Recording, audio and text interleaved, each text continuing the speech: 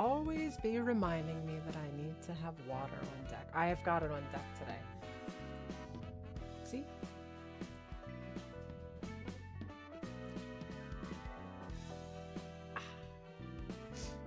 Hi. How's everyone doing today? I hope you're having a nice day. A little bit of a hectic morning this morning. Just, it's a rainy day here in the mountains, and rainy days are usually a little bit slower for my partner and my little one getting up. So everything was delayed by about a half hour. But overall, a pleasant morning. I made pancakes, and I also made a couple of waffles for myself because I wanted waffles. Same mix, so it's relatively easy to just make waffles instead of pancakes. Okay, so we've got these realizations that we can do with Chesed. I honestly hadn't really put a lot of thought into it. I do know Bina's floor is probably worth unlocking. And Chesed's floor is probably worth unlocking. But considering we did a bunch of floor unlocking last time, I kind of want to do something else. We had this encounter here against Nikolai, and I was not able to get how should I say? I was not able to get Nikolai's page, and I know she's got a good one, so I wanted to go back and hit this one again. It's a bit of a slog to deal with all of the things, but considering we've got new unlocked Jebra, I think we're gonna roll with it anyway. Yeah, that's what we're gonna start off with. And I think we might go from top right and on from there, but I'm feeling significantly more confident about these builds and this setup that we have right now. So I kind of want to keep rolling with this Jebra floor. We just got done buffing it up, tweaking some cards and getting ourselves set up. So I want to make some progress for sure today, but I do want to get Nikolai's key page, which we didn't get. We start off with I guess a repressed flesh wouldn't be a bad thing to play per se, but I don't think we can use it as a starter because we wouldn't be able to play two cards. So Jebra can take this one hit that's coming in and she gets to attack for free, essentially. So instead of clapping back, we're gonna pull an attack off of somebody else. And this Mind Whip is pretty nasty. I'll need to figure out something to do to deal with the Mind Whip, because we've got one Mind Whip coming out here this turn. I could have Jebra soak it. It's just gonna be heavy damage, but she can probably recoup that damage over time. I don't think it's gonna be difficult for her to pull that back up. And then we'll play a level slash. Just trying to decide who to play it on. Oh god, it's another Mind Whip. Maybe we just have Jebra get hit twice early on to give the other people a bit more time to warm up. I think we might do that. We'll play our Graze the Grass against their Graze the Grass. Got a high kick here. I think that'll connect.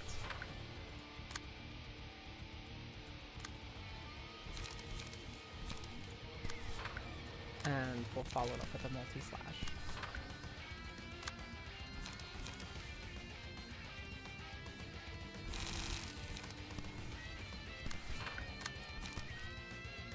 It's weird. I spent the entire day yesterday while playing this in a state of, how should I say? In a state of defense, like on the back foot, if you will. And now I've like been on the left side this entire time. So I'm used to the dice being oriented in the opposite direction, and now I'm on the right side and my brain is trying to play catch up. I understand that the dice are oriented like in the same way, either way from left to right, but it feels strange whenever I'm on the left side and the first die, like the die that's at the face of my character, is not the high die. It's not important.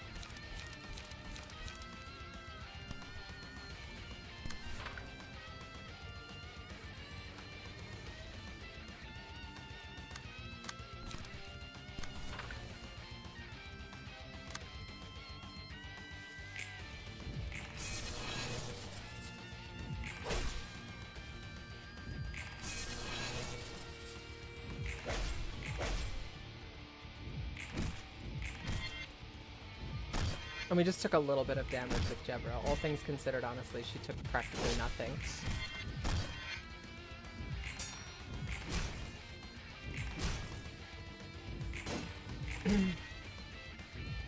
And of course, as we get warmed up with these characters, they just kind of snowball out of control. We've already beaten this encounter, so I don't expect it to be like overwhelmingly difficult or anything like that, but I don't necessarily want to be in a position to struggle.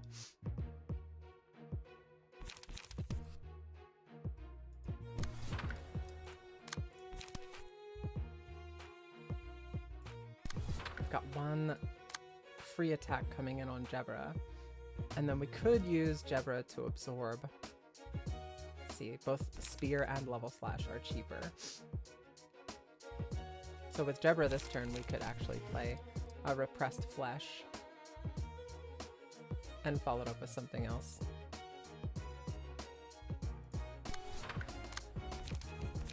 Like a Level Slash.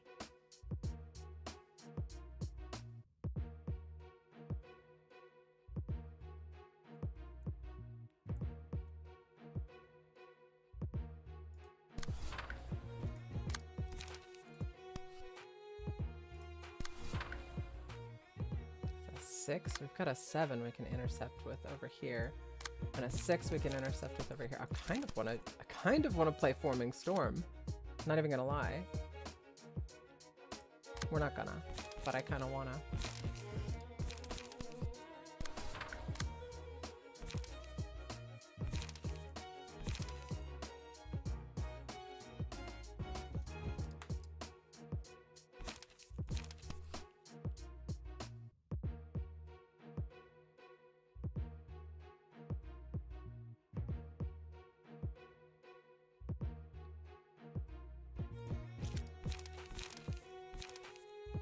Struggling, figuring out what I want to play.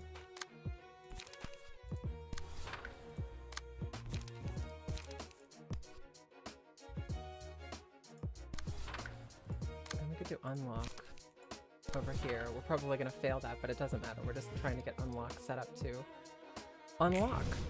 Also, getting emotional levels is... Oh, Jesus, that does so much more damage to stagger than I was expecting. Maybe it's because of the charge?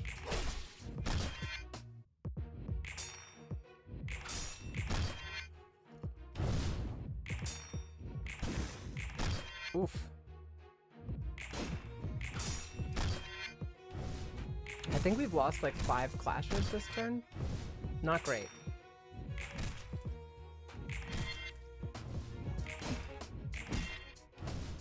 Another clash loss. I knew he was gonna lose. I knew Phil was gonna lose those clashes. It's just Jesus Christ. Okay. The Roll of the Wolf.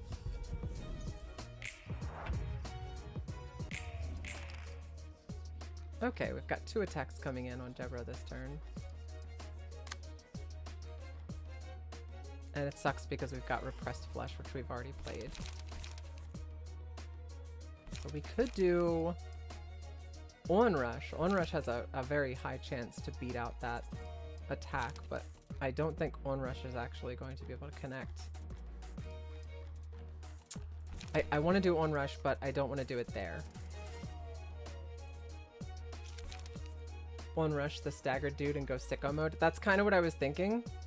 Well, nobody's staggered just yet, but yeah, I could Onrush to stagger this guy down here, and then I could ignore his other dice. I was thinking about Focus Spirit over here, but I don't want to be completely out of light next turn. You know what? No, it's gonna be fine. I'll use Focus Spirit. That way I can block some of the damage that's coming in, and then I'll be stronger next turn. The dude with like 2 resist. Yeah, I'm gonna on-rush him. And we've got Repressed Flesh and Emotional Turbulence on Walgaffer over here. Let's repress somebody's flesh. I do not like Mind Whip coming out. They're coming out with so many Mind Whips. We genuinely just gotta hope that Jebera goes sicko mode pretty early on, because there's so many Mind Whips coming out right now. Let's see, we could do Repressed Flesh on this Mind Whip, and that's Repressed Flesh is going to give us 1. I mean, like Puppet Blockade. I don't know. There's Mind Whip does so much damage, or the range, the damage potential on it is so spooky. It's so scary. It's genuinely hard to it's hard to really calculate against. We use that, and then what could we use? Emotional Turbulence. No, we're gonna use we're gonna use Emotional Turbulence. Get some damage out and potentially kill somebody. Steel Knuckles.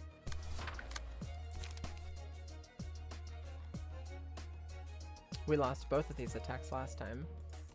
We gambled on Will of the Prescript.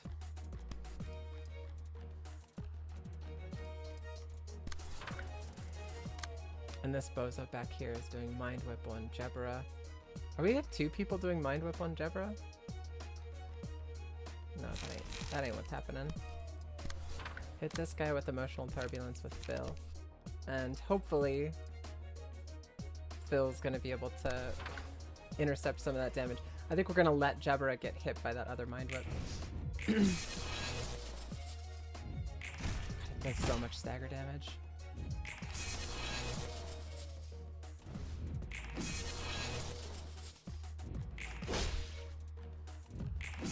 Jesus Christ. Yep, Walgaffer staggered. No!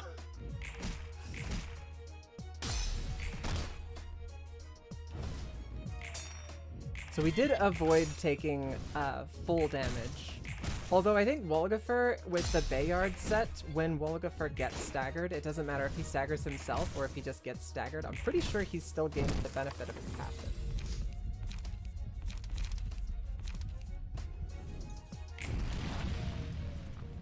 Alright, 3 staggered is not bad. It's not as many as I was hoping for, but 3 staggered is not bad. Now we can absorb a bunch of attacks with Jebera and generally be fine. I just want to make sure that maybe we actually have Necro absorb this Mind Whip over here. We've got sturdy. Oh, we can't play that. Never mind. Necro has like no. Necro has no light. Use Puppet Blockade there. We can use Unlock 2. Multi-slash? And Unlock 2 to get our Unlock 3 set up.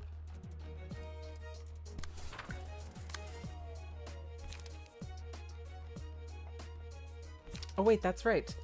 I'll have to start all over with this build next fight. Fuck. Jebera is the only one who's not going to be starting from scratch. God, that's obnoxious. Deal 4 stagger damage to self. Spend 3 charge to deal 8 stagger damage. I'm a little concernicus about that. What if I use this then? Right, like this will probably beat a Mind Whip, and then just stagger whoever it hits.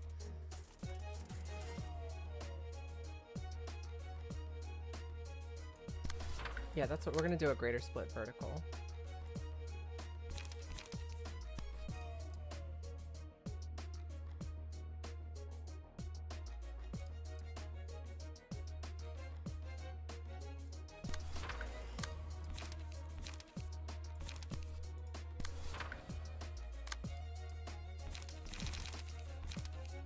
Oh, we can castigate! Perfect.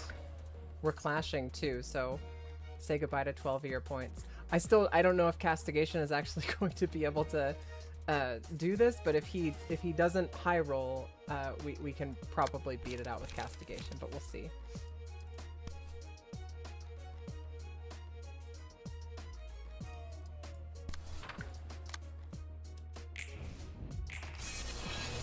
Yeah, he's still connected, unfortunately, so castigation didn't get to do anything, but reduce the amount of damage we take. That's not nothing. Like, reducing the damage we take is not nothing, but it's not what I wanted.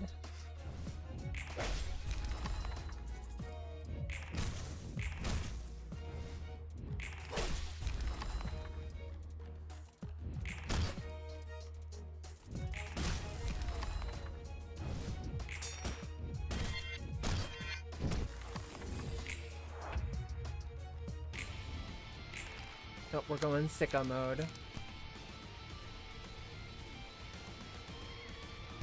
Alright, so we can do Spear, we can do Manifest Ego to absorb a hit. Do that Manifest Ego in the 3 to hit that. We'll hit this Bozo with Onrush. That should kill him. And then we'll do our last Spear over here.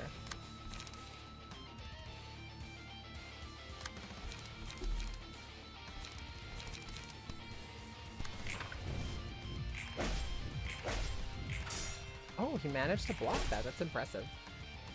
Also unbelievable that that guy did not just fucking die. Made it out with 1 HP in a dream.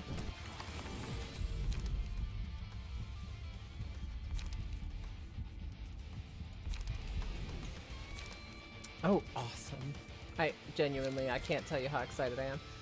Synchronize with Little Red Riding Hood Mercenary for next 3 scenes. That sounds fun. Yeah, I think we're gonna do that one. I want to see what that looks like. Should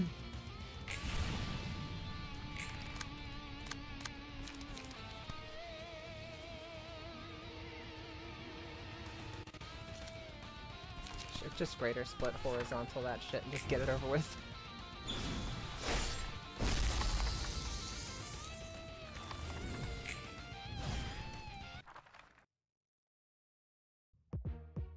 Okay, that's right, we have Maxim now. And I think Bayard would start all over again as well, which that does suck. That does suck. Bayard gets stronger the longer the fight is. These guys are doing bulky impact. That's the one that's supposed to be spooky. So we'll manifest Ego against one of these guys, and that'll absorb one of the bulky impacts. Then we can do what do we want to do? I want to do spear level slash.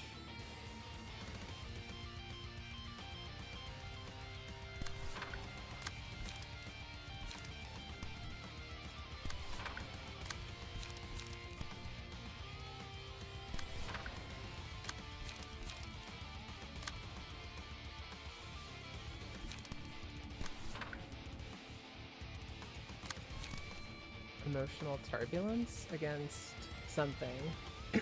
Maybe this one. And then a multi-slash. Bayard is getting all kinds of attention. Verdigris is not, however. I think we're gonna do... I want to see what Crimson Scar looks like. We're gonna have Verdigris sync with Little Red Riding Hooded Mercenary.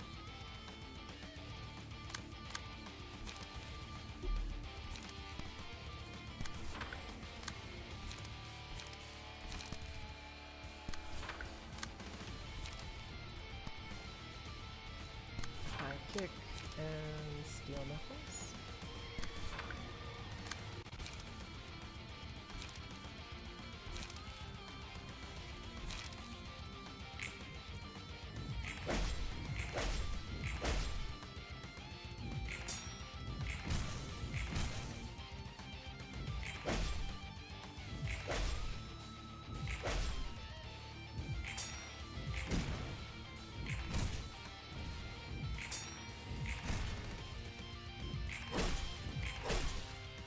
It is really satisfying watching Jebra just mob the shit out of people.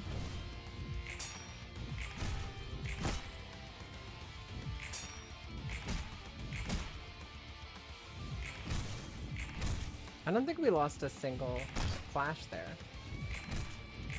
I'm fairly certain we just wrecked their shit. Aura farming and styling on fools. As you do. As you do.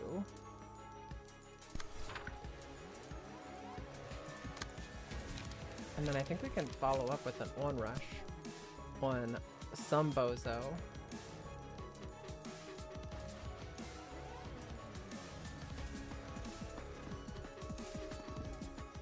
I wanna pick a bozo who's very likely to die to onrush. I think this bozo is very likely to die to onrush, and then we can do spear. And then we're out of light. Where is... Okay, Little Red Riding Hood Mercenary. Fun! We've got Mass Summation. Bullet Shower is Mass Individual.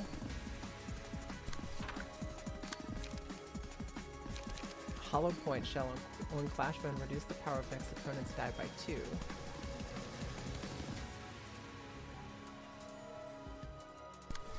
That's fun.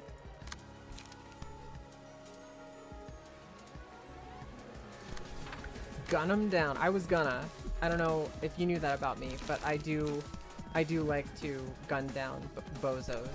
It's actually one of my favorite things to do, and we will definitely be gunning down bozos as soon as possible.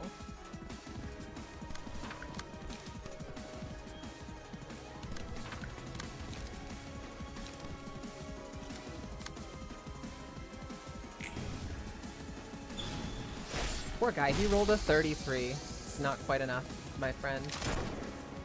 Oh, god damn. I hadn't calculated that. Onrush is not gonna hit because because the AoE just killed all of them. Oh, that was good. I liked that. I liked that a lot. All right, now we greater split vertical this bozo. Oh no. It sucks to suck, my friend.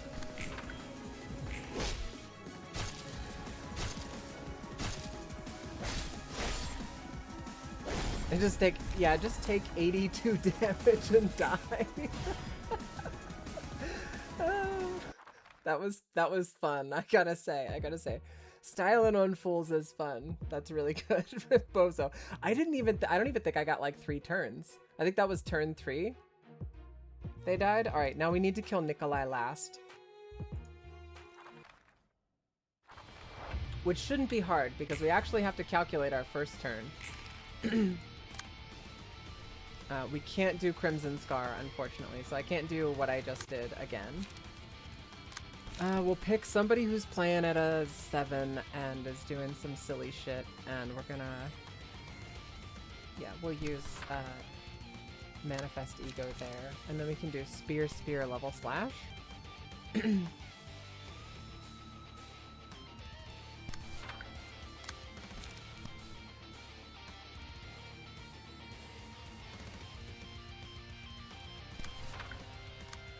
Yeah, Jebra is not taking any attacks. We do want her to get shot at by random attacks because she gets the benefit of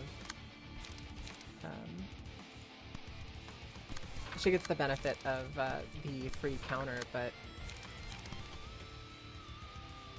what are you gonna do, you know? I can't make them attack me.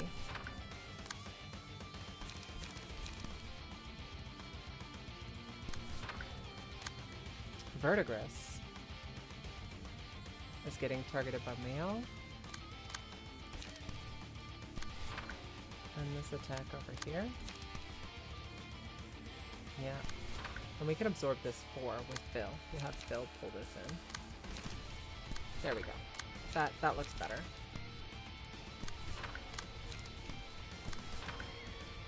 Oh, Jebra, awesome. Jebra is getting attacked by somebody randomly. We'll get Bayard in the ready position.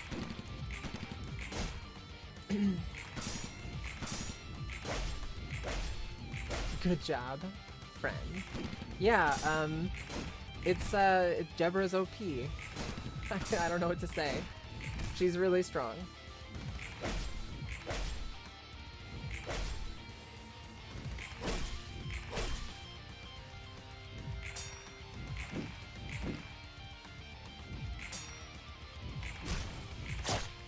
Gun her down, Necro.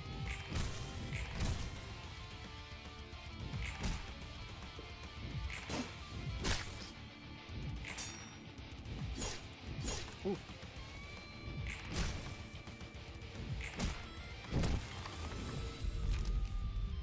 Instincts. And we got another one. Cool. So we want to take... We take Smile, inflict 2 feeble, and disarm the scene. Mimicry. On hit, recover HP equal to the damage dealt. Or Cobalt Scar. Dice on this page do not deal damage. This is the one that's a really high damage potential. I want an AoE, because AoEs feel good. And Bayard has just spent a turn, like, taking a nap. So if Bayard uses Smile, it's gonna do a lot of damage.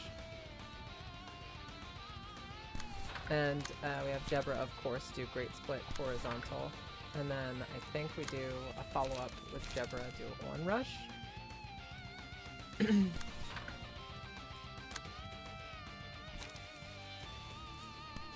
And I think we just want to make sure that these people die. Yeah, we can do a spear.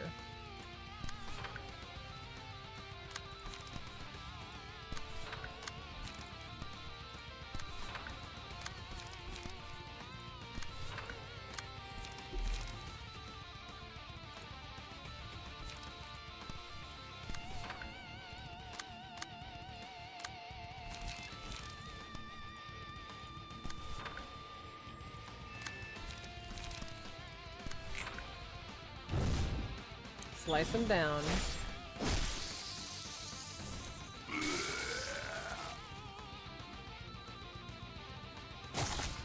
Pop. She's popping off. She's popping off. Oh, man. Oh, we did get the stagger on Mio. Later than I was expecting, but we did get it. And we did get the stagger on Nikolai. The reason for the season. Nikolai is why we're here. We want to try to make Nikolai be the last one to die.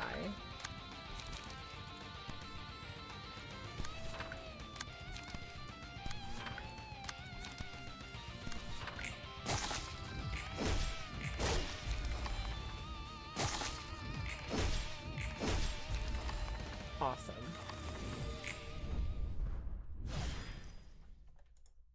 That was not bad. Not bad at all. Felt pretty good, actually.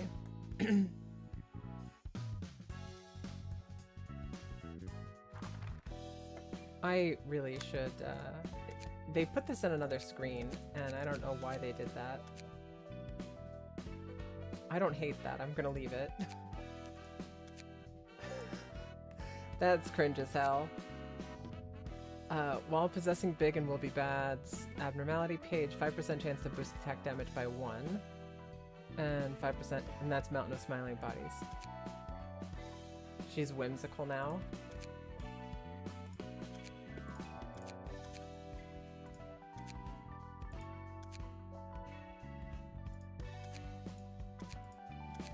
Yeah, she's got a little, the Nosferatu battle symbol looks cool as hell. Nosferatu battle symbol? Where, am I missing something? I don't think I have that one.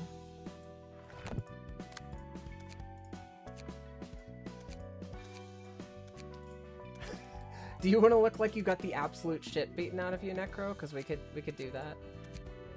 We could make that happen for you. 4% chance to boost Pierce die. Power by 1 while the character has 20 charge. I guess neither of these matter because we're not doing a charge build. HP plus 3. The face bandage, the nose bandage, and the cheek bandage. That's fun. Please get the one covering my eyes off. Literally, like, there's the band-aid one. You want the mask? You're gonna be like Bane.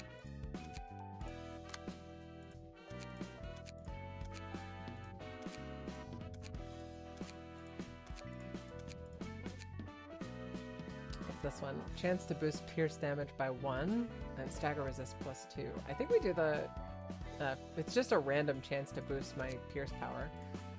Earpiece.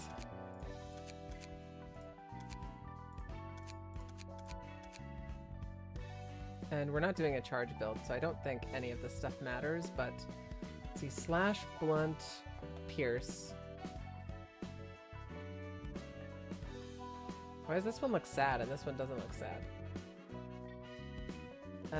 In either reception of ArcCorp, defeat 1 reindeer team soldier wearing a Type 1 helmet. And these look exactly the same. Pierce dice power +1. I guess they're just different types of masks.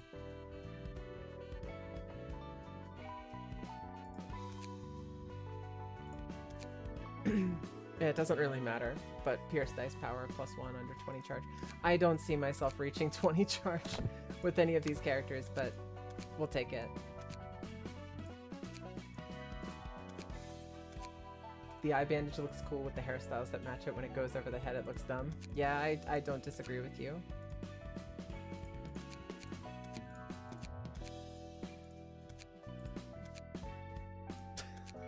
The Nemo helmet. There we go. And then let's see what we can do for Wolaga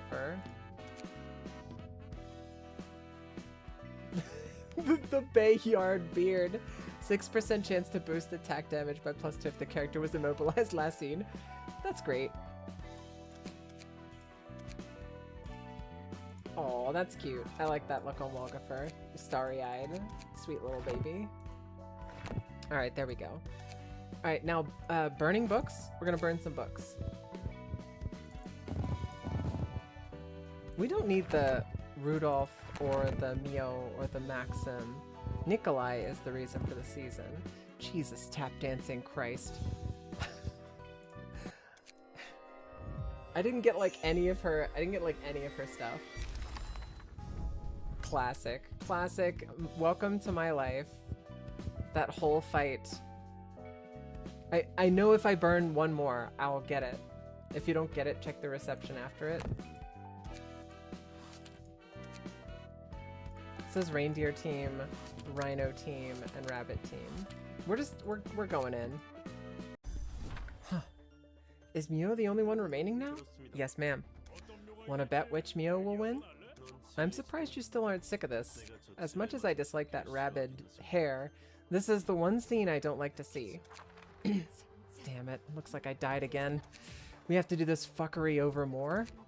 Fantastic! I love that. I love that. Thematically, that they just are redoing shit. I'm interested to know how the tech works, but we'll find out. Stop whining. We've been through this many times already. Let's hurry up and decide the winner now. And that's how canonically, in Lobotomy Corporation, this, the rabbit team was able to come in and get completely wiped out and then just come in again. One day with the TT2 protocol at 100-fold output, that'll cost us a lot of energy. You usually gave us a week. I know that sufficient time and population are needed, but we can't afford to wait any longer. One day, accelerated 100 times, would be about 3 months, and there's about 5,000 Mios. Man, having to fight 10,000 clones of myself for a whole year was pure hell. We had it easier this time. Shit, shit, shit. That's about half of us dead. Reminds you of the old days, doesn't it? The first time I killed me, my hands were shaking like crazy. Keep killing if you have the time to chat. Then we'll explain the terms and conditions again.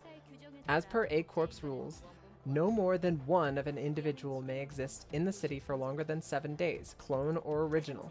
If R-Corp violates this rule, it will lose its qualification as a wing and will be shut down according to B-Corp's regulations. The 7 days here is measured based on the time scale A-Corp is on. Die, die, die! Crap, I've been feeding on human meat for 2 months and it's my meat too. Better than living on it for 1 year straight. Why do we have to kill each other? Why? You still don't get it. It's to produce the fittest Mio. Some still lose their minds like that, even after killing many others. It's odd how clones of the same person can act so differently. You're telling me most of us are thrilled to kill people now? Because killing was literally the only way to survive. This is but a digression, but you'll have to be more conservative with using R-Corp's hatchery, or the cloning machine in other words. Because L-Corp went down so suddenly, we don't have enough energy suppliers to meet the demands right now. W-Corp is apparently in emergency for that same reason. I suppose so. I heard from the Supreme Commander that L-Corp was extraordinarily generous about its offer. I cried a lot at first. Jesus Christ. This is really cool. You just send 52 trillion rabbits in and get mulched. Who cares? We'll send in some more. Shocked that I had to kill myself, but after killing myself again and again, it became as easy as breathing. If I can kill myself with ease, what's to stop me from killing others? And the joy of being the last survivor was something else. It was piss annoying to wake up every time with all the memories of struggling to survive, though. It was all thanks to the word of advice from the Red Mist gave me that I could withstand these hellish times. It's not the strong who survive, it's the survivors who are strong. The legendary Red Mist rescues me like a hero in the backstreets, says that, and leaves. Wasn't it awesome? You bet it was. Let's get back to business and see who survives now. For the reasons stated, this will probably be the last time the fourth pack can hatch. If you fail again, there won't be a next chance. I've been expecting that. There wouldn't be any energy left for us to use. It seems the two of us had the tightest grips on life.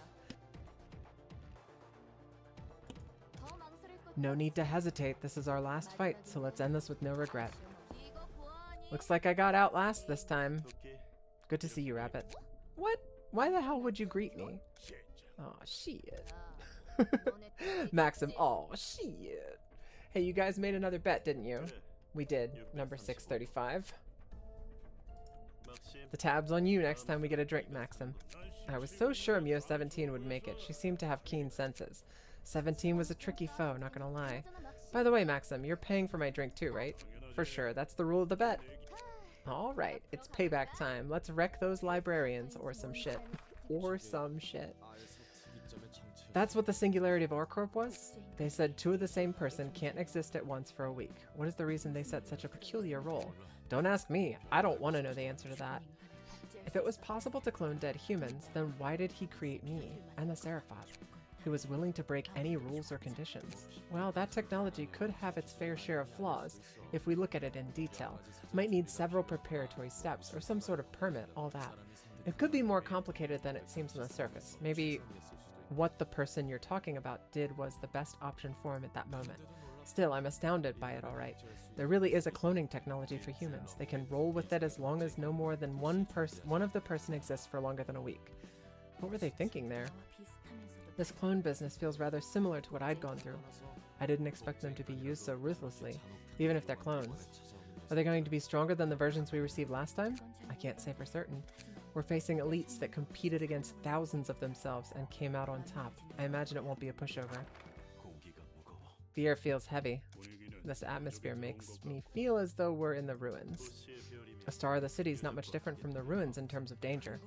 And we all died here once. Still though, aren't you guys excited to graze some fresh grass? Mia, please keep your mouth shut for 5 minutes. I welcome you once again, dear guests. I am Angela, director and librarian of my role's namesake. Greetings, I am Nikolai, leader of the 4th pack of R-Corp. You're saying the same thing as last time, am I? Been a while, Angela. I'll drop the formality since the contract's over. Don't you have any problem? With what? You've killed countless clones of yourself. So? Tell me, library director, how much do you know? How can any of you remain sane? You are humans. How is it possible that your mind hasn't collapsed? Captain, I think she's aware. I see. This must be the power of the library. Are you surprised with our way of life? Perhaps it may seem so for being a being that is staying in a sheltered environment like a precious flower. This sentence, fucking goddamn it. Run it back, we can't possibly lose twice in a row. Perhaps it may seem so for a being that is staying in a sheltered environment like a precious flower. But this is nothing compared to what we have seen previously in our lives. We have no problem enduring it. You know nothing of my life. You're right. We know fuck all about it, so stop being a pissy little crybaby and let's just go about our separate ways. We don't want to die here twice, you know. I don't care how you lived, and I don't feel like wasting any of mine listening to it. Such is the life of the city. You know it well. May you find your book in this place. So we're just running it back. 2 floors available this time. Every time the character recovers from stagger, gain 1 strength and endurance at the start of the scene. For the rest of the act, up to 5. Did they get any new cards?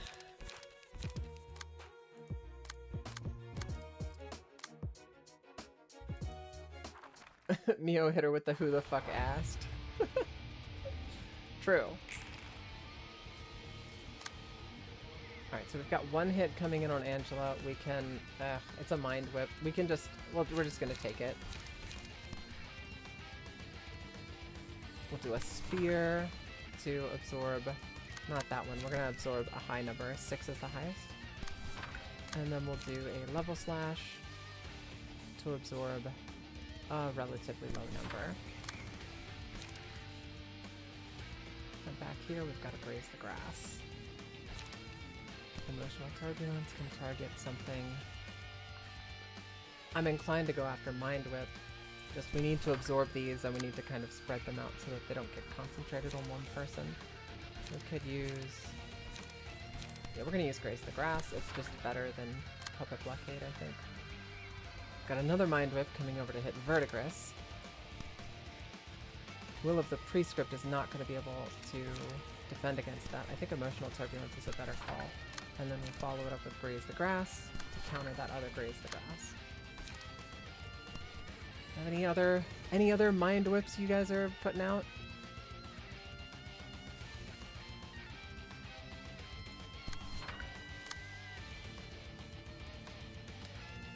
Three to 7 block.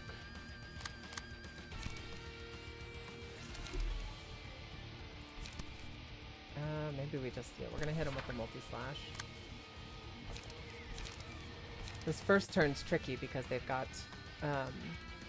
so many, I mean, they have exactly as many dice as we have, so we need to really manage our attacks. I'm gonna do Steel Knuckles and multi-slash. You butter your eyes by apparently buttering your eyes. By applying butter to your eyes? I guess I could just do that, but it says till the end. Till the end of what? Am I supposed to keep my eyes buttered until I die? Until I finish the game? And how am I supposed to see if I've got butter on my eyes? And won't that cause permanent damage to my eyes? I kind of feel like that would be an unwise thing to do. I decidedly chose not to butter my eyes. I don't know if you can tell, on account of I'm actually able to see and play the video game right now. The butter makes blinking faster, actually. It's like the flames on the side of a car, just makes it go faster. No, it's... You're saying that it's smoothing it over. I get it. Alright, we let this bozo hit us with Graze the Grass because we'll auto-counter. And then we need to come out. I guess I can go out against this Mind Whip with a Repressed Flesh. And then we can slap in a Level Slash.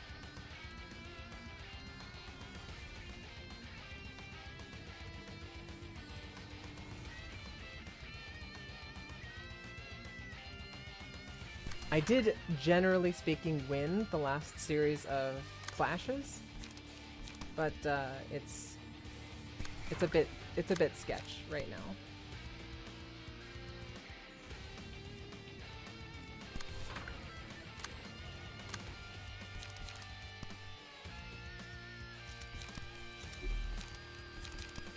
Emotional Turbulence. Get emotionally turbulent, bozo.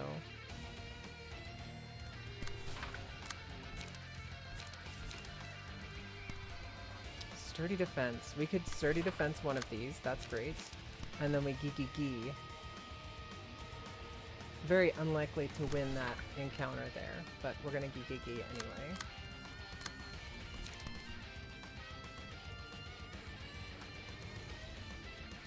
And it looks like Verdigris is just gonna take a hit. I don't think there's anything I can do about it. I will see your graze the grass and graze your grass as well.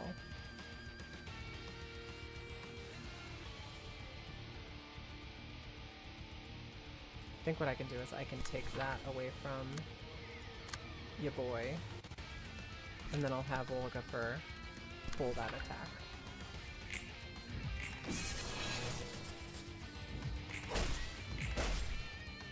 Stab him. Oh, we got one staggered. Perfect. Yikes, that does so much damage. Stagger damage, I mean. Probably just means keep your eyes open, but for a Lyrical Flow. Played Portal 2 with the relationship is incredibly complicated. It's a good game. It's definitely a good duo game. I think the last time I played Portal 2 was with one of my closest homies. He was getting ready to move to California. I'm originally from Maryland, and while we were hanging out, we just hardline focused on the game. And I think whenever we looked at the clock, after we had played for quite a while, it was after 10. No, it's like after 10 a.m. Like the sun had come up, and we were like, huh, should probably check and see what time it is. And then we kept playing, and then whenever we did eventually check the time, it was ridiculously late.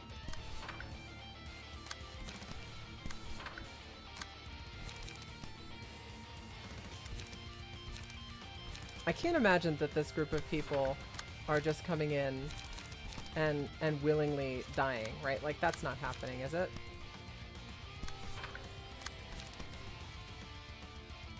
I guess they're not willingly dying, but they seem like they're kind of throwing their lives away.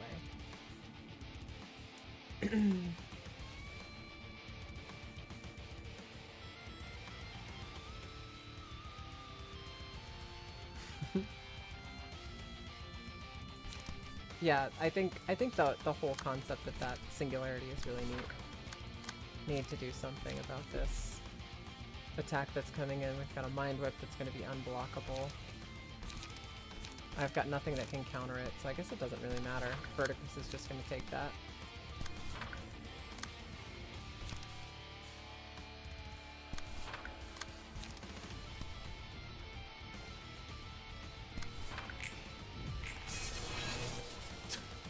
Yeah, that just did 29 stagger damage.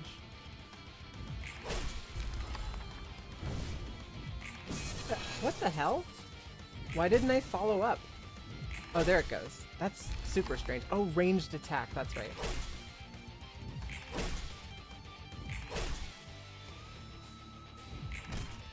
So I think we killed two with that onrush. That's good. Do a spear, and a spear. And then I guess we'll just kill this guy with a Steel Knuckles. Hit this guy with a Graze the Grass. See if we can pull this bugaboo off of Verdigris. That should kill him. And then Phil can follow up. We don't have the ability to cast Castigation yet, which I find very interesting. Not Graze the Grass. High kick. That should push us into next phase.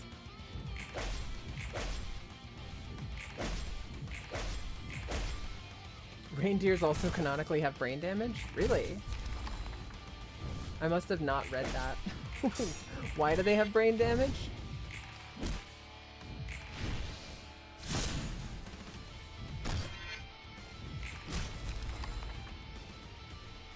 Neo Jess. Steel Knuckles my favorite. Steel Knuckles is pretty dope. How are you doing today, Fatal? Glad to see your name.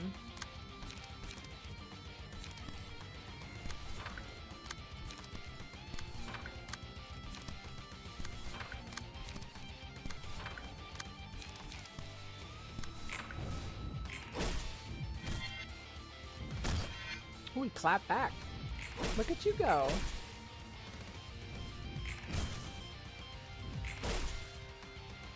Oh, he's running like a little bitch. Get back here, Rudolph. Unbelievable. A Maxim again. Strategic retreat. Okay. Whatever you say, man. Alright, so we do a good old handy-dandy spear. The infinity should be enough to absorb a bulky impact. Do a manifest ego on this guy to absorb that. Level slash on the 6 and another spear on the 7.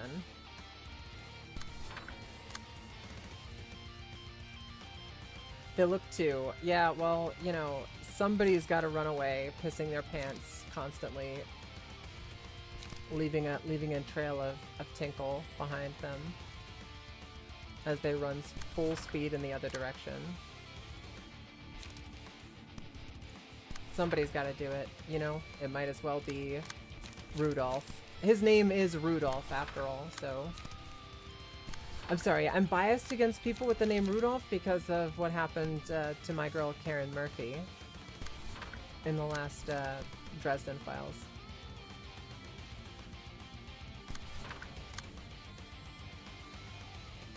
No one can be like little bitch like Philip. It doesn't hit the same. It's true. It is hard to compare to Philip. Philip is the quintessential baby bitch.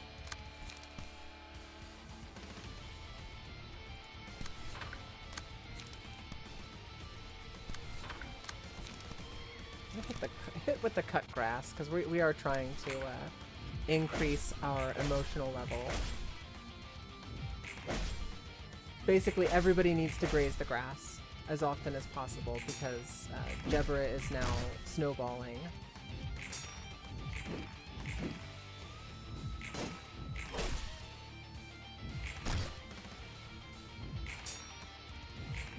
I don't think I got the light return from that. Jebra's third attack. I don't think I got my light back. I will get light back for just because I'm manifesting ego, so I don't think it's gonna matter at the end of the day, but color me surprised. Grace maxing and grass build.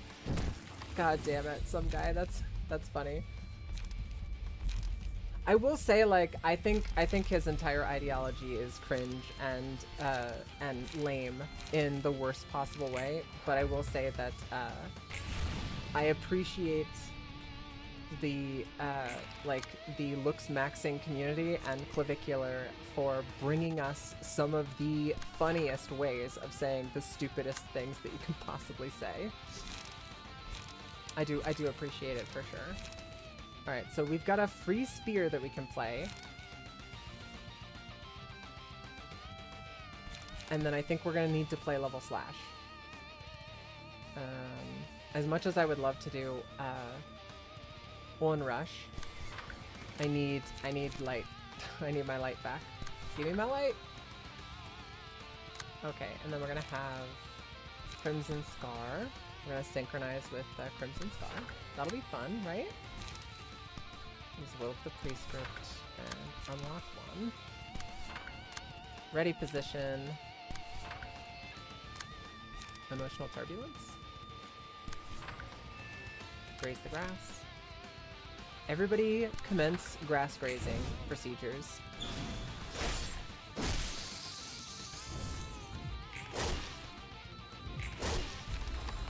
I think their entire that side of the enemy team just completely lost. Yeah, they're all staggered. Literally, I think every enemy is staggered right now. You love to see it. God damn.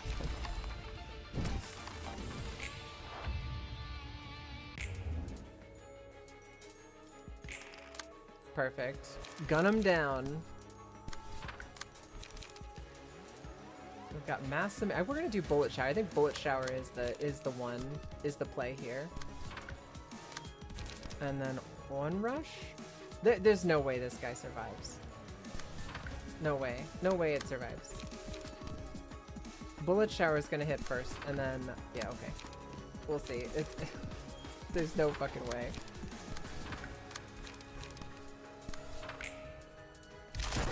You realized Jeb? Yeah, I did. You were here whenever, oh, he ran away! Look at him go! Yeah, I think you popped in yesterday, whenever I was starting Jebbra's stream. And honestly, I think I'm gonna attribute my victory in the fight against, John Carpenter's The Thing to you making me stand up and exercise a little bit.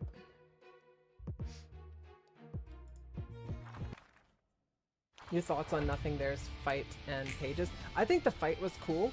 It's reminiscent of, I don't know if you ever played Lobotomy Corp, but it's reminiscent to the actual Nothing's There in Lobotomy Corp, in that he takes damage from fucking nothing. Like, it's so hard to bring him down. You need the entire facility to jump on him and take him down before he's able to make it into his third transformation. So it's tough. The fight was tough similarly in this, but I do appreciate that they, this is a different beast. And the cards, I'm not gonna lie, I'm kind of like meh on the cards. His ego cards seem kind of like whatever.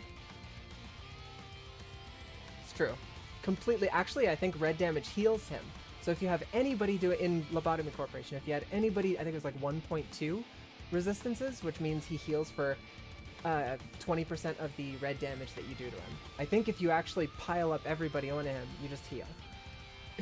But he also regens a ton of % HP when he doesn't take damage for a bit. Yeah, I never let him just hang out, but the first time I attacked him with everybody in the facility, I noticed that he wasn't taking any damage. Shell and the one that boosts the final dice are real good, actually. I haven't had the chance to use them yet, because let's be real here, it's on Jebbra's floor. Jebbra's floor is not known for dragging fights out. We do a Focus Spirit. And we can also do I think we're going to Manifest Eagle in the 3. So that we can pull in one more attack. All of these are Graze the Grass. We'll pull in an attack from Graze the Grass. And then we'll hit with a Spear for card draw, because next turn we are going to have all of our cards back.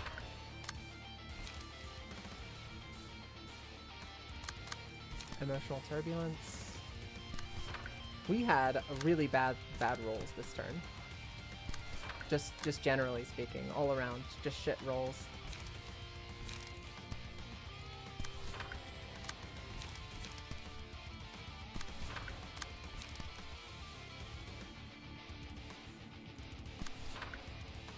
Shell prevents stagger damage, so if you get into, well, it prevents stagger damage, but I need you to know, like, Jebbra does stagger to herself, but it's not received damage. So unless you have like unless you have forbidden knowledge that I don't have access to, that doesn't read that way. I'm pretty sure that Jebbra still will stagger herself if she doesn't do 80 damage in a turn, or not 80 damage. I think she has to do a certain number of damage. I can't remember. I'll have to look at it whenever she pops her ego form.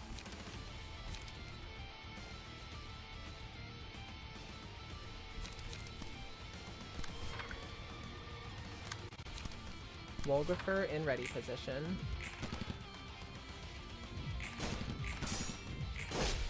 Where's Wolgifer? I haven't seen him in a while. Hope he's doing okay.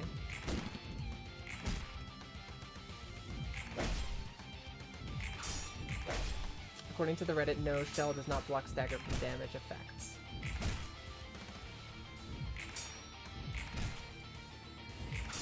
Yeah, the way that because I read that and I was like, well, immediately I was like, perfect, I put that on Jebbra, and then I was like, wait a second, no, that doesn't make any sense, because she's not taking damage. She's just staggering herself. Yeah, that's what I thought. Alright, it's AoE in time. Time to Greater Split Horizontal. And then we've also got Raging Storm. I think between these two AoE attacks, we should be able to make everybody get staggered this turn.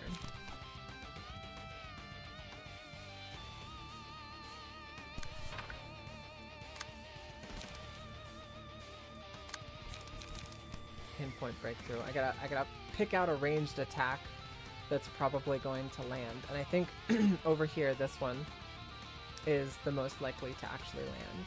Concentrated Fire has a decent shot also, but we're just gonna have to see. I think I mean, Mio's Concentrated Fire. We'll just have to see how that plays out.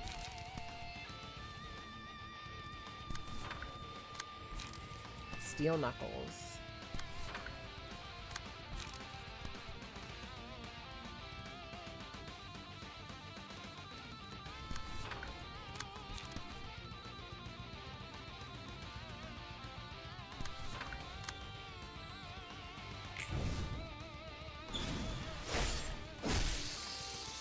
Alright, that's staggered, literally, everybody. Perfect! Oof. She's cooking. She's cooking, that's 2. 3. 4. Here comes Mio. And Mio ran away. Honestly, though, after that turn, I would have ran away as well. Holy shit. I mean, as long as she's able to do enough damage. One of the things I noticed, some guy, is that whenever I was doing the fight against Roland in Big and Will Be Bad form, not the Red Riding Hood one, but the Big and Will Be Bad form, he had a specific thing that blocked almost all damage that he took, and Jebra, while in Ego form, was not able to sustain it. And I think that that type of situation is exactly like designed to counter Jebra's Ego form. Her staying in Ego form is super, super strong. Alright, and now we've got the bosses. So they've got I think that we've seen that before, right? Or is that new? Only usable at 20 charge upon defeating an enemy with this page. Add a copy of Disposal to hand and lower its cost to 1 if target's HP is at 50% or lower. Deal twice as much damage. Yeah, I think this is a page that I haven't seen that before. Feral Knives looks new as well. That looks pretty cool. Mio's exclusive page. Ground Crash. I mean, I'm not scared. I stand before you unafraid. I'm just taking a look at these cards and I'm trying to calculate what I'm gonna need to do. I'm interested to know if they start out the fight with higher emotional state, but they don't. Because with a larger light pool, they'd have they'd have more options, but they don't have a large light pool, so. Okay, so Spear. We could do Repressed Flesh here, right? And then Manifest Ego to absorb one of these attacks. I think I'll Manifest Ego and absorb this big boy's attack. We'll let this third one hit me, and I'll do a level slash against Rudolph over here. Or you know what? We can absorb another attack for Mio. We can do a level slash there. Perfect. Wolgifer, get into your ready position. We'll Emotional Turbulence that. And I think I might want to have somebody get into Crimson Scar state. I think we're going to do Crimson Scar with Phil in the back. Verdigris has just not been able to get warmed up.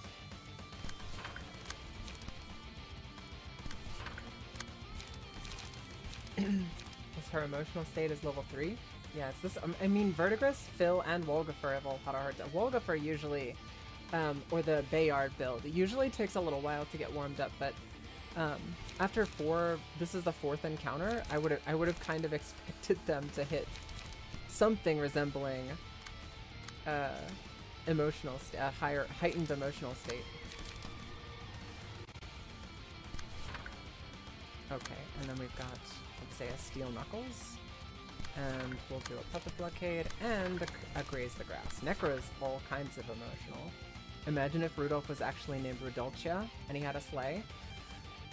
I mean, you don't have to imagine it. You can build that. You can build that fan fiction. You can build a world where that is true. I believe. It is funny that the red-nosed reindeer is still a story in the universe. Rudolph has definitely heard that joke in our corp at least 100 times. I'm sure he has. Ooh, Necro just took some damage there.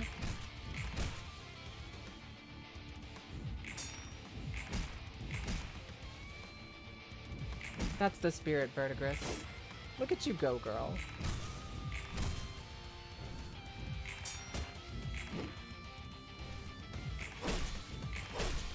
Did not deal 8 damage there, unfortunately. Alas, my current fanfic takes priority. Might or might not be Noel Deltarune to story. I believe it's gonna be the best Deltarune. Ooh, Dipsia, this looks fun. Recover 5 HP, gain 1 strength next scene. Target receives 1 strength and 5 bleed next scene. So either Dipsia or Smile. I think we're gonna take Dipsia for the damage. Because I'm gonna hit these guys really, really hard. Greater split horizontal. Yeah. And I have no light. Jeezy Pete's. I thought it regened all of your light. You know what? I think, no, I know exactly what happened. I used Ego as the third one, and that's when it regened my light. And the last attack didn't do enough damage to regen my light.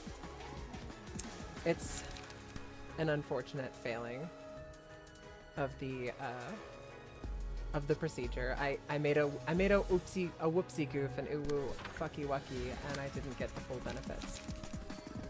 Okay, so we're gonna take out Mio.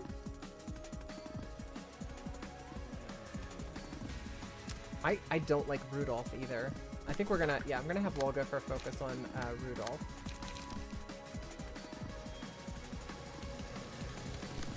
And then we've got Pinpoint Breakthrough we can use on Rudolph. We'll have Necro pull this quick suppression off with a sturdy defense, and then a Will of the Prescript.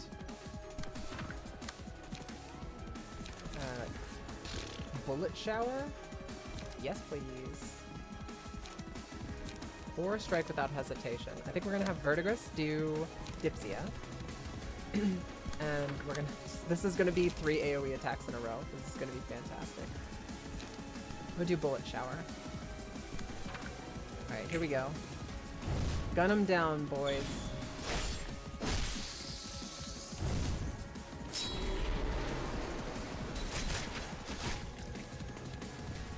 Well, your girl's the only one who is able to defend against it.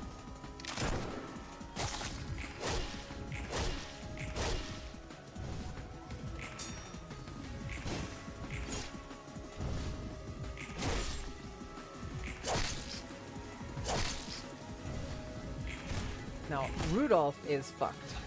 Like, definitely fucked.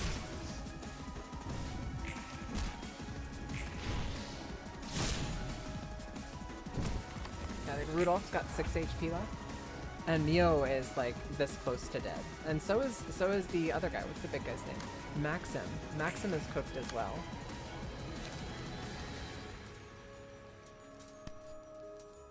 We've got a spear and spear. It's the only thing I can play.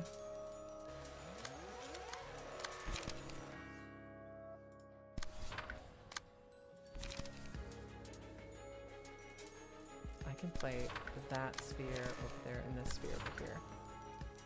And then we've got Forming Storm. No, not Forming Storm. We'll do Emotional Turbulence to intercept that. And then we've got stuff we want to hit the other guys with. Say, Graze the Grass and Puppet Blockade on Maxim just to make sure that he dies. And then we need light. Beast Hunt restores light.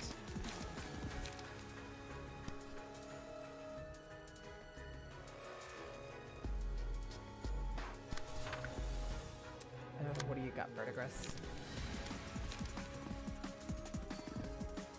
Fun fact, one card all the way from like Urban Myth or so has potential for some really funny combos. If it's puppets, I think puppets are Nightmare, they're basically always relevant. Yeah, puppets are amazing. You can tell me the card. If I've seen it, you can tell me the card. Combat preparations. That's the one that Necro told me about, that it literally never falls off. I did know about combat preparations.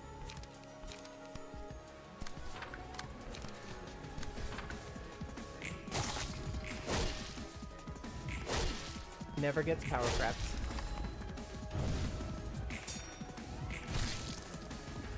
Achievement. Finish Elf Neo once and for all with Jebra, the Red Mist's key page equipped. We did the thing! And I didn't even know that was an achievement. Hog.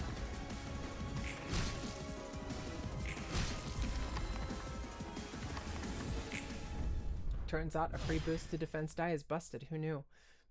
It's pretty good. Some have even called it the best right now. We did it! And Necro got a bunch of headwear I'll probably never wear. Oh my god, Jebra bunny ears? Bitter Reunion. 6% chance to boost damage and stagger damage by +1 wind speeders 5 or higher. I'm tempted. Roland, do you think I'm being a crybaby too? Nope, I don't think so at all. Speaking as someone who got to see what kind of life you've lived, albeit indirectly, I'm starting to feel a little scared. I'm scared that the anguish I'm bearing might be something anyone can stomach, and I'm making a big deal about it. They said they've been through worse, that they can bear that much. Is it actually because I have no such experience? Is that why I'm suffering so much agony from what is virtually nothing to them? Don't let it bother you. The agony you're carrying right now is the only thing that matters. You just have to remember the pain and keep moving forward. Don't let what others say or might say about your pain get to you.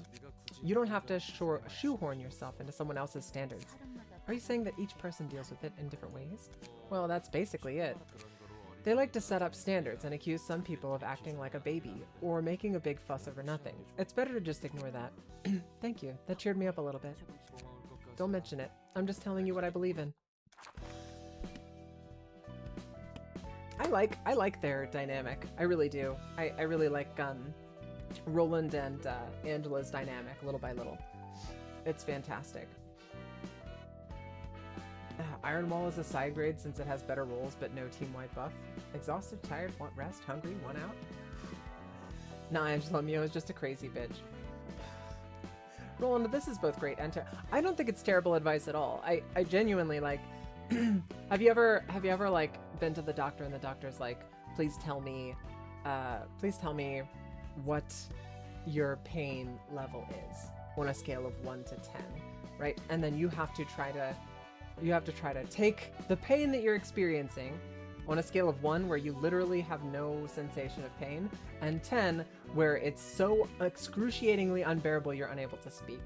And try to size up your pain scale. You could like measure somebody's brain waves and know that the amount of like negative stimulus, the amount of nociception or pain signals that you're giving to somebody is identical to the signals that you're giving to somebody else, but their felt sense and their interpretation of it is going to be totally different. And the same goes of like emotional and mental resiliency whenever you're dealing with situations where you're having deep emotional pain or you're dealing with stress or anxiety or frustration or things like that. I feel like the advice that he gave her is so profoundly good and relevant. Don't compare yourself to other people. Your pain is your own, it's valid, and you're justified for feeling pain and inconvenienced by it. And you have to figure out your own way of processing and working through it. And I think that the advice he just gave is good and based even. Trauma Olympics is cringe, Roland. You can take that right to the bank. I don't think there's a single thing wrong with what Roland's saying. Exactly. I'm in the same boat. I think what Roland said was great. We just need to find the person on Earth with the worst situation, and they're the only person allowed to be depressed. Everybody else needs to suck it up. You've still got bootstraps, don't you? Bootstraps, bootstraps, bootstraps. Okay, continuing on. We did it. We have won the video game. Not exactly. So we got complete Book of Nikolai, which has Nikolai's page and has her special thingy. And complete Book of Neo.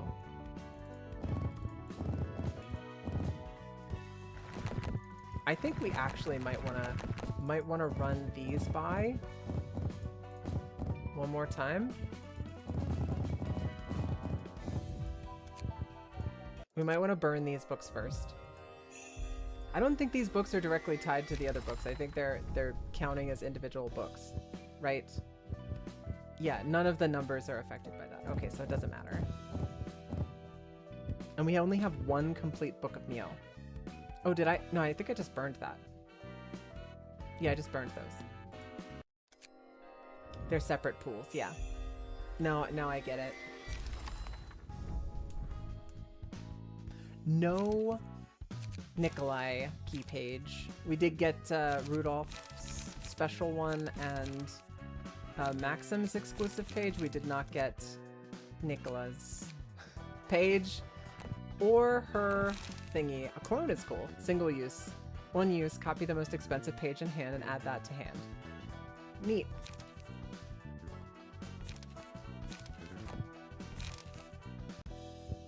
Clone is insane, by the way. It sounds insane, like you're able to take a unique card and clone it.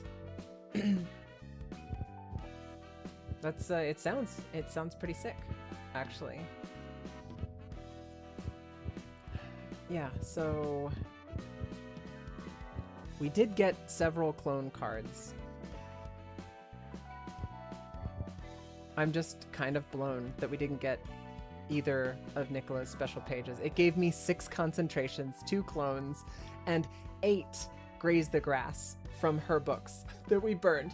Literally from the books that we burned for Nikolai, it gave us like everything but the top row. We're just gonna, fuck you. I'm burning this again. Sad maxing.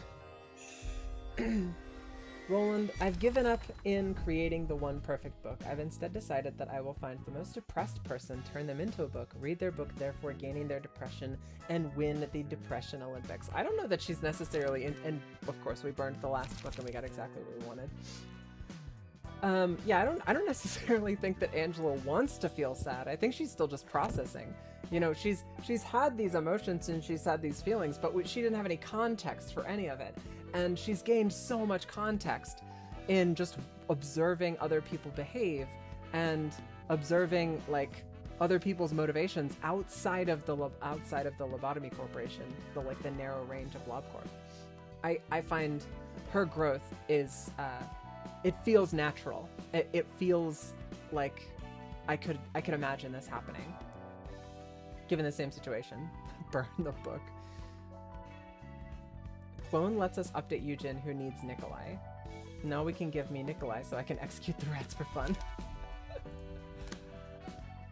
Okay, so wait a second. You're saying we're building a new key page? Nikolai's page? That drip does look very good on you.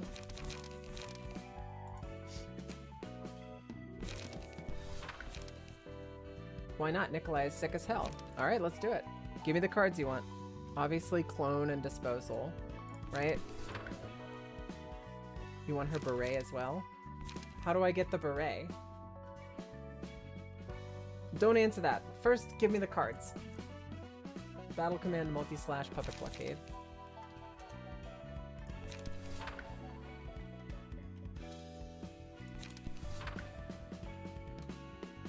Okay, you've got 4 slots left.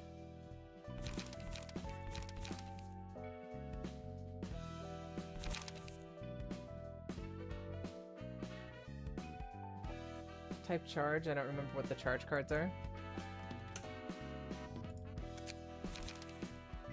Concentration, quick suppression, bulky, impact, energy strike, ready up, golden opportunity, absorb impact, energy conversion, energy shield, and graze the grass. Is Multi-Slash and Puppet Blockade going to be enough, or are we going to take Graze the Grass as well?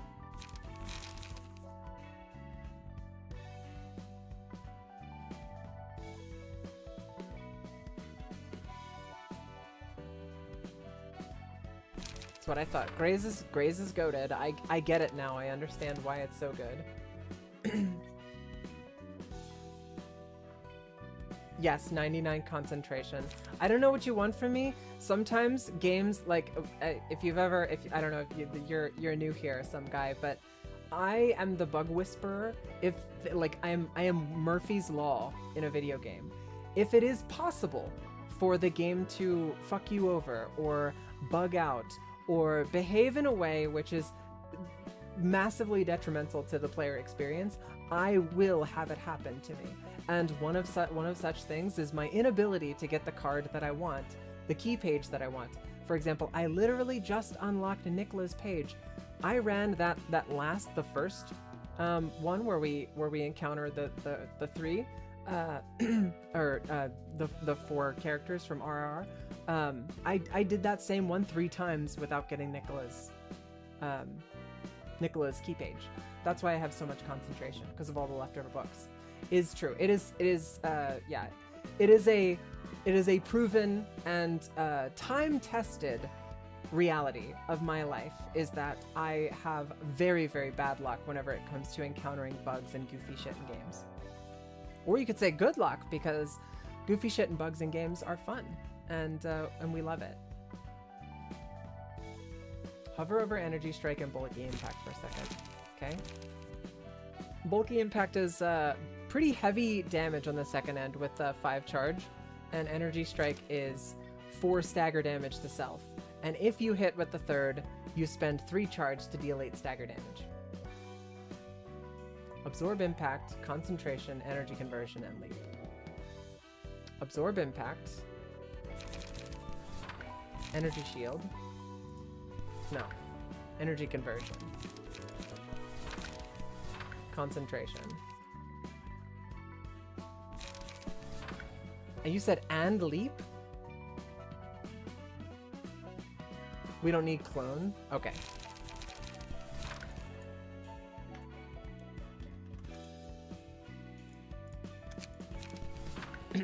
Okay. There you go. It looks like we're swimming in a Virgilian light. But yeah, that's good.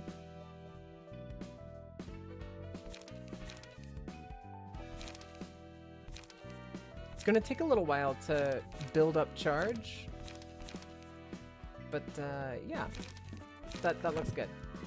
How about passives? Do you have any specific passives that I need to attribute?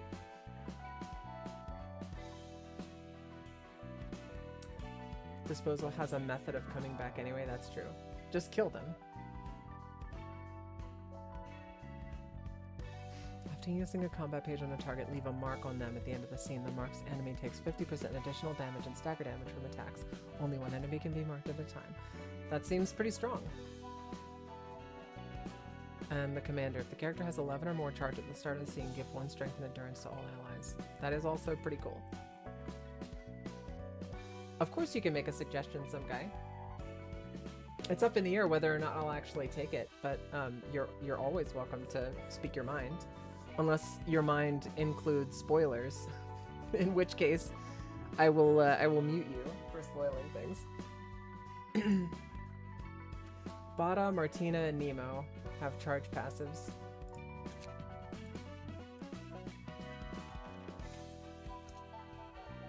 So I think I need to go back to key pages.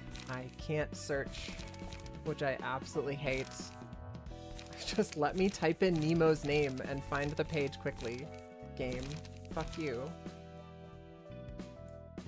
There's Nemo's page that should be here, right? Or did Nemo come out in the very, very beginning of this one?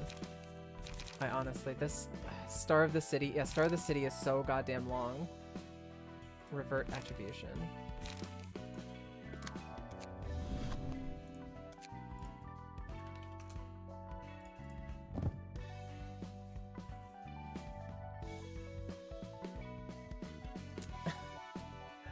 Maximum Crash is hilarious, but I hate the way that Rhino Suit looks.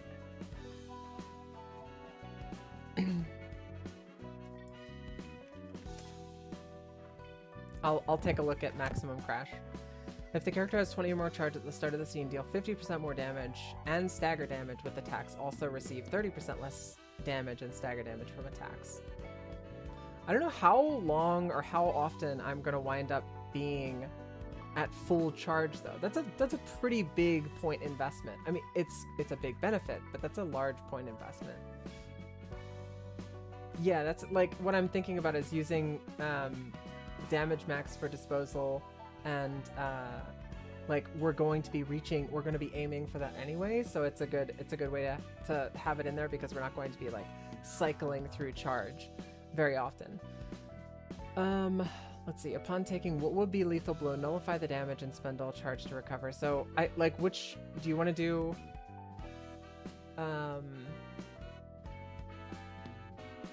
By the time you hit 5 light, you should have 20 charge. Okay. All right. So maximum crash, energy discharge, and charge shield for sure. Okay, we can't do that and maximum crash. We've got 3 points left.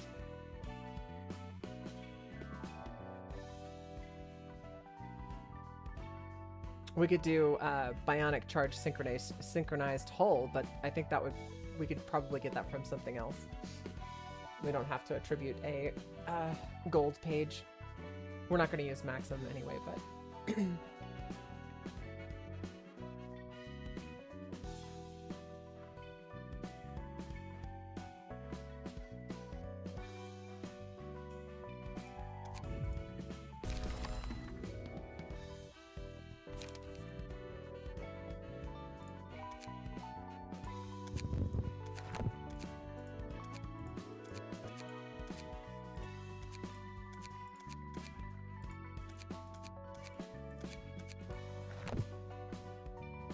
yeah, I don't have enough passive points to do it this turn. If you plan on using maximum page, but I think just some guy's idea was stacking all the damage passives for funny disposal numbers. Absolutely some guy, you can make your own page. I think you're over here in Chessed's spot, but I could, what I could do is I could have you build one for Phil or Verdigris. Stagger or Health Hauler. Okay, which one? Because I will pull stuff off of the old smoke deck to do that.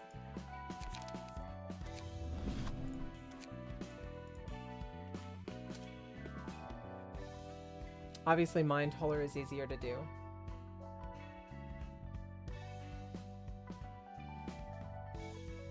I think it's Lila's page for Health Hauler.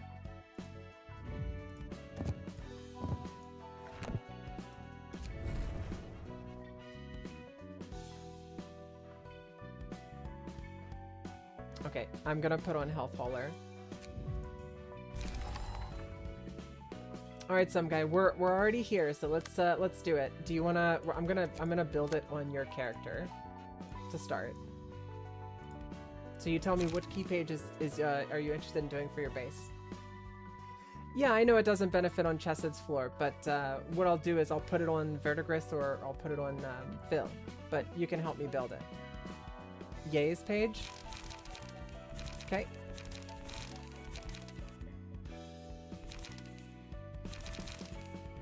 And what combat pages are we looking at? We'll do the combat pages first, and then we'll do a passive attribution.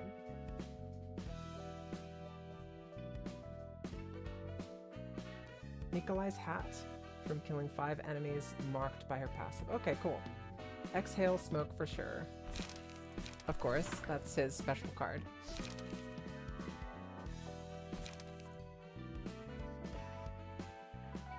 Super easy, barely an inconvenience. Do we have to do it in one thing? Or is it just total? Deep drag, loss of sense.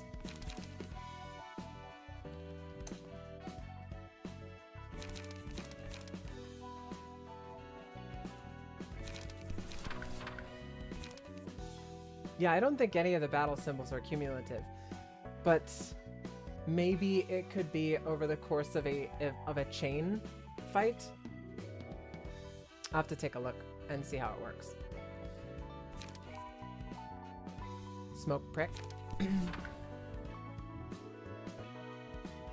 Do love a smoke prick. The one I remember that caused me to get the mod that unlocks all of them is Rose Hats wanting you to fail rip space at 10 charge. Fail rip space at 10 charge. That sounds horrible. In a multi-act fight. That's what I'm saying. In a multi-act fight, I think it should be fine. Trace of Fumes. That one's not new, but it felt like meh, right? Yeah. Okay, hit me. Clear smoke prick.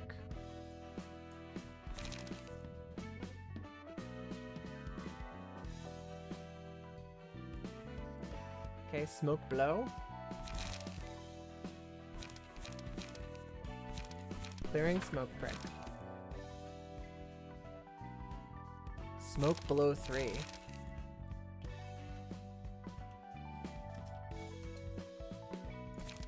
Okay. 2 blockade.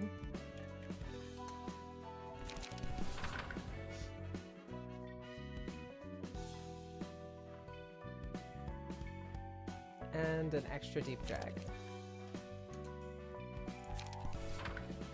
Definitely would work on a smoke floor for sure. Doing this kind of a smoke build with a bunch of other people on smoke floor would be fun. But yeah, I will slap this in on which one is Phil doing. Pretty sure Phil is doing the one I want to do. Esther, yeah, Esther's page. I think we're gonna get rid of Hubert's page and we'll slap it in on Hubert's page.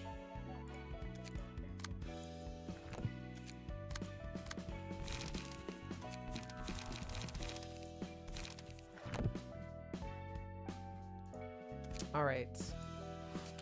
These guys absolutely fucked me up last time, so time for a revisit. You got your passives. That's right. That's right. All right, let's do your passive attribution. Esther had no passes this whole time. What a Chad. That's true. Esther has no passive, so yeah, we'll have to do that. Smoking pipe is goated.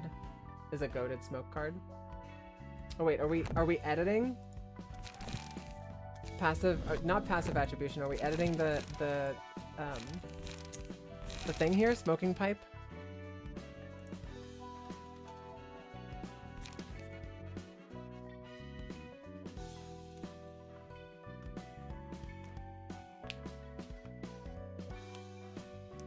Necro mentioned a 0 smoke card. Yeah, smoking pipe is goated as hell.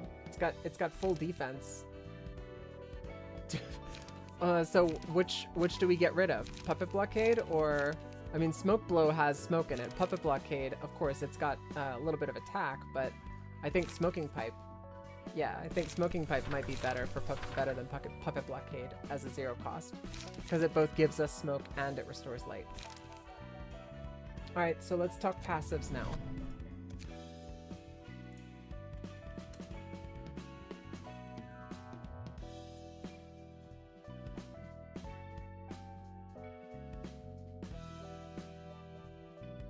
It also has better rolls. Offensive position, sooty thwack. Okay.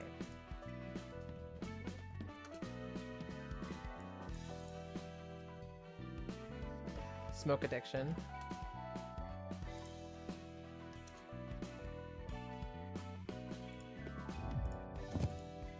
Okay, smoke addiction. Thwack? I don't see sooty thwack.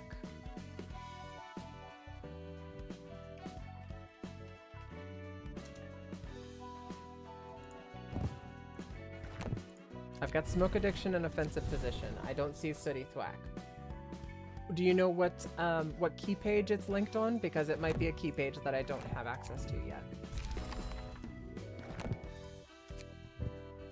It's the 3 from the first smoke reception. Let me take a look at my smoke team. Here we go. Sooty thwack, yeah, it's on Wang. So what I'll have to do is I'll need to go into these builds, and I'll need to peel off their stuff because they have passive attribution on them. Just a moment. Corporate accounts payable, this is Lena speaking. Just a moment.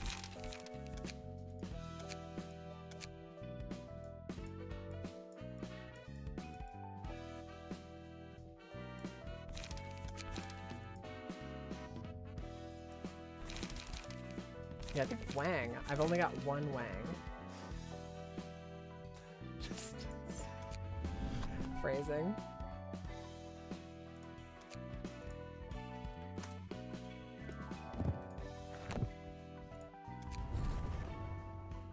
Alright, what else?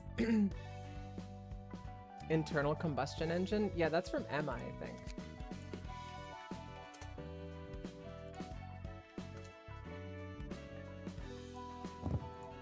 Church of the Gears, here we go.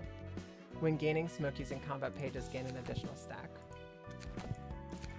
It says I cannot add another one.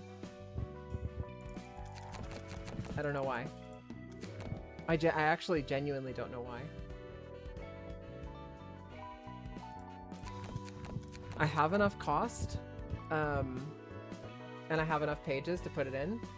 Oh, Ye already has it? Does he? Puffy Broom.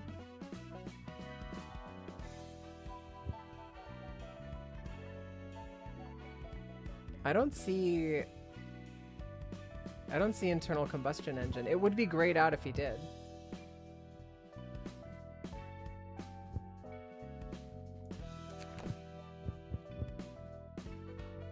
Interesting. Its own Church of the Gears. The one cost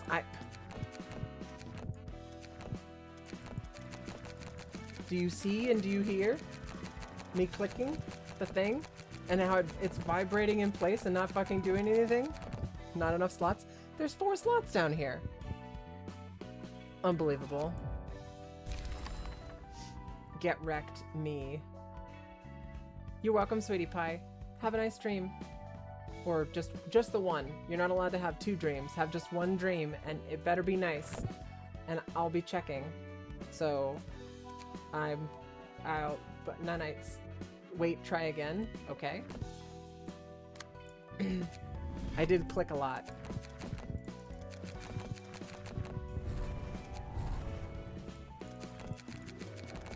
Yeah, I literally, it won't let me. It won't let me. I don't know why. I have enough points. I should be able to put it in there, but it doesn't make any sense. Neo only has 1 space for passive because some jackass thought it'd be funny if rabbits had 12 passes explaining how the ranged cards work. Okay. I mean, this 1, 2, 3, 4, 5, 6, 7, 8, 9. It's an odd number to put the cap at. Replace offensive with internal. Okay.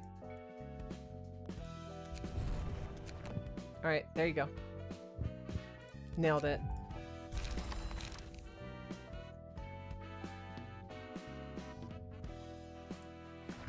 And do Esther's page.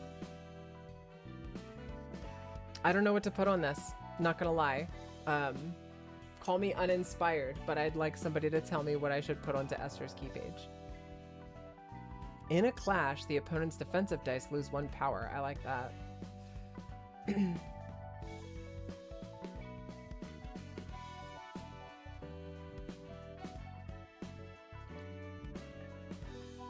Fervor is an easy one to just throw onto anyone.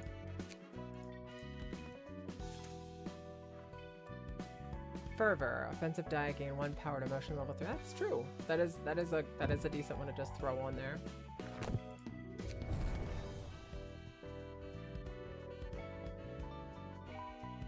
Whip up some bullshit.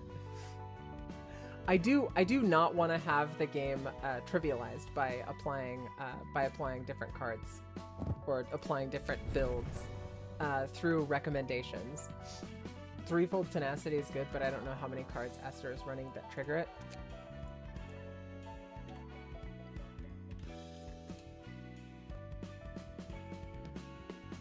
Yeah, I don't think we run that many cards that get the bonus.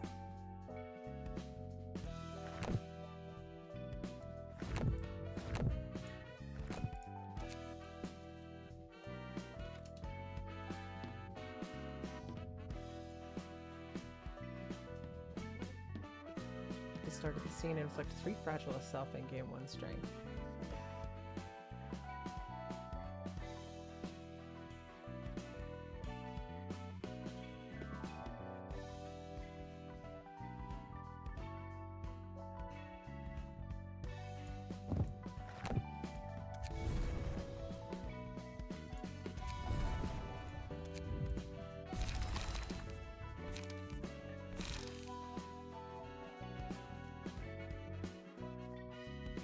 Not a lot of slash cards in there. Few, but not a lot. 4? 4 of 9. Skim as well for the sake of more cards. I don't know that one. Skim prescript. Draw 1 more page at the start of the act. Oh yeah, that's fun. But we can't throw that in there. And I mean, we don't need Dark Cloud Blade.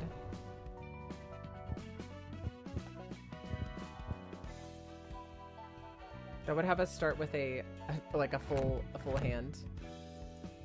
But it gives us all of the options. Why are we skimming it? Because don't ask questions, that's why.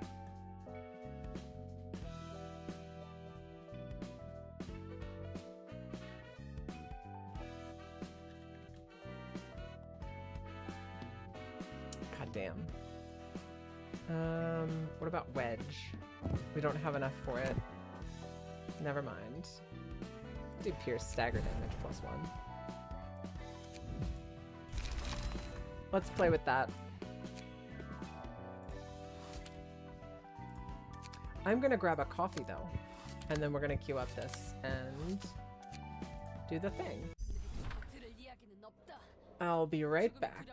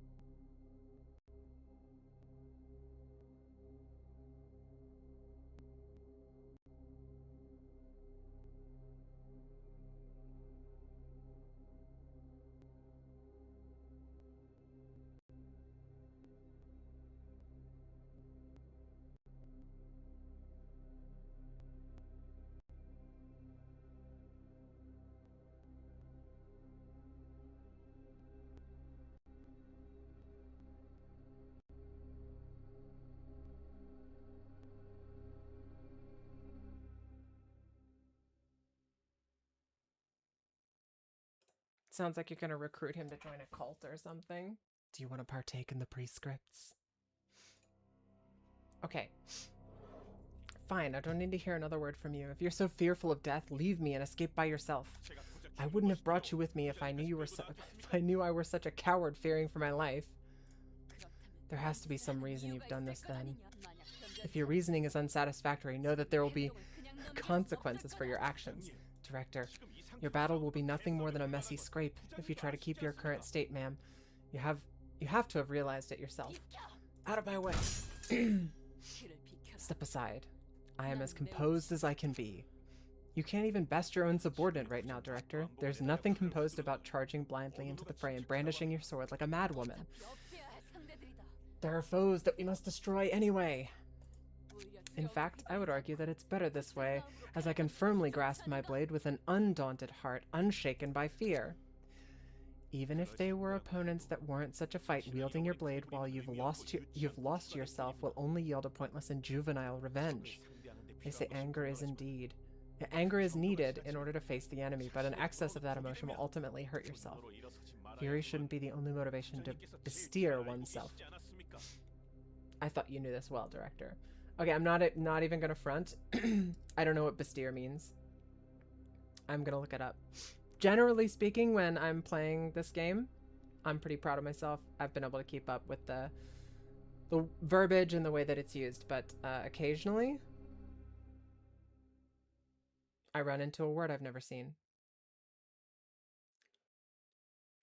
Fury shouldn't be the only motivation to besteer oneself. To cause, to become active, to rouse, to put into brisk or vigorous action, to move with life and vigor, usually with the reciprocal pronoun. Cool.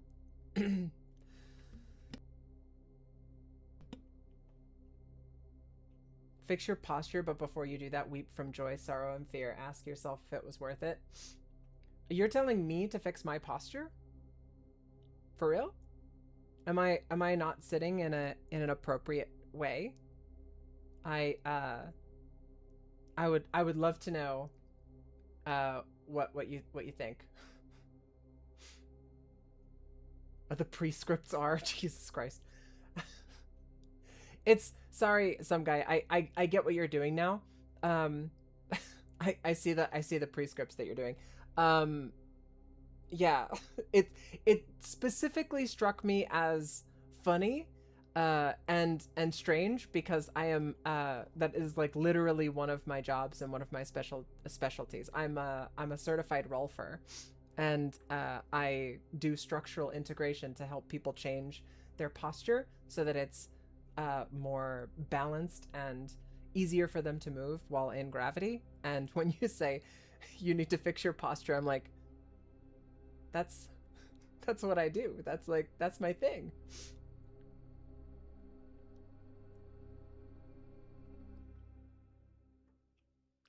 Pack for a long trip, but if you can't, drink a cup of sewage.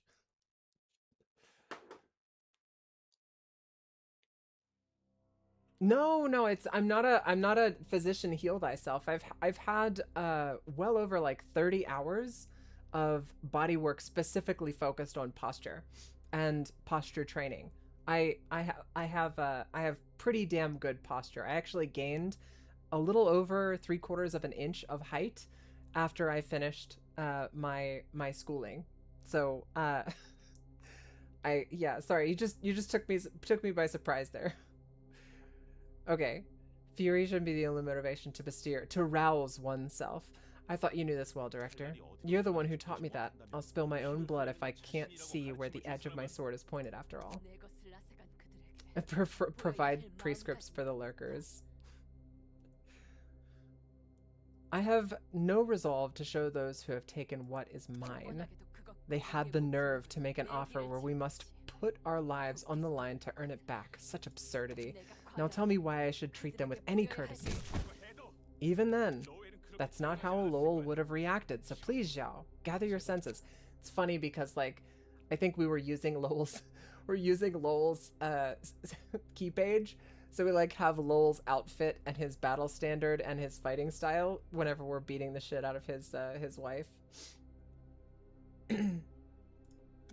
Miris, I am aware. I know that the library didn't snatch Lowell and Section 2 away from us. I am well aware that they took a fair offer and made a bet and paid the rightful price for losing it.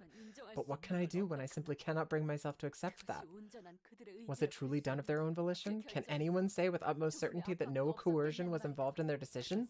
Whenever my mind was plagued with such thoughts, I couldn't make a rational judgment. Is it because Chun and the other fixers are dead? Is that why you're acting like this? You would be right. At first, I thought I only had to care about my own safety, as long as I could get my hands on Lowell's book. I decided that I wouldn't care about my surroundings, even if that meant I would have no one to rely on but once everything was over. But as I saw my colleagues die out one by one, my mind began to waver. Am I truly going down the righteous path? Is it truly right as a human being to think of myself and only myself, when the many of those who trusted me and followed me have perished? Should I overlook their deaths and keep moving forward? If my selfishness is causing harm to others, shouldn't I stop it before it's too late? Shouldn't I save those who still have a chance? If I had to make a choice, who should be putting up with the hardship? Is it you or I? Miris, answer me. I'm no longer certain of what I should put first. I'm not the one to give you an answer for that. How should I know better than you about yourself? You know I'm not in any way wiser than you. Here's what I can say, Zhao. None of the fixers who followed you here were forced by anyone to do so, and I'm no different. There can't be any compulsion about trusting you willingly and willingly following your lead. Now, can there? Call it heartless, but as with everyone else, if it was your power that we're here, if it was your power that we were after, we would have left you once your authority faded. Call it heartless, but as with everyone else, if it was your power that we were after, we would have left you once your authority faded. That's confusing. Read the entirety of the first random article you draw on Wikipedia, pretend nothing happened, and send a message to a total stranger asking about their day. Dead husband flashback, put her and Roland in a room and their flashbacks might cause them to cure each other. It's possible, it could be. I'd say that Zhao is taking her husband's death way harder than I would say than Roland, but they're taking it in very different ways. Like, Zhao is going on a murderous rampage for the people that did the thing, and Roland just killed a... Time to sleep, good night. Sweet dreams, Fatal. I'll see you later. There's your hydrate. You've stepped down from the Leo Section 1. You're not in the position to pressure us anymore. And we aren't obligated by any duty to obey you. What you're saying is that I can stick to my belief and move on the same way you kept believing in me and acted for me? Like a cup of tea that maintains its good scent after half is gone and a quarter of a day has passed. Zhao? Don't you hear a sound? A warm and charming voice, almost as if it were out of this world? What are you talking about? I don't hear anything other than our own voices. She's distorting. No, maybe there's truth to what you said. Are you calling me selfish? No, I don't think so. A human cannot live alone. No man is an island, entire of itself. They need someone else, yes. Someone whom I will keep alive. Someone who will become the reason for me to keep on living, no matter what. Someone can be alive because I am there with them. As that person can live thanks to me, I myself should not expire. A way to protect you and myself at the same time. I shouldn't die. By cherishing myself, I'm cherishing the people around me. Therefore, what you're saying isn't right. I won't be deceived by your temptation. Yes, I suppose this is what you meant when you said a selfish mind shouldn't be viewed negatively.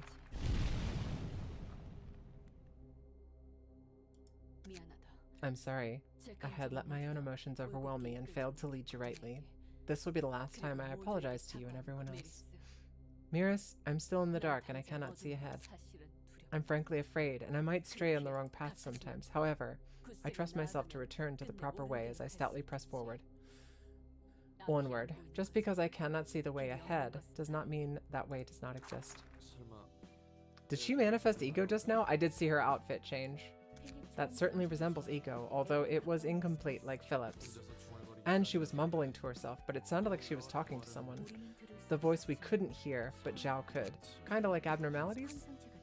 What do you mean by that? I can hear some sort of voices whenever I borrow strength from the abnormalities here. The other librarians can't hear what I hear. The voice is only audible to one person. Sometimes a voice filled with rage rings through my head, and the other times I hear a sorrowful wail, and my mind gets sort of shaken by those voices somehow.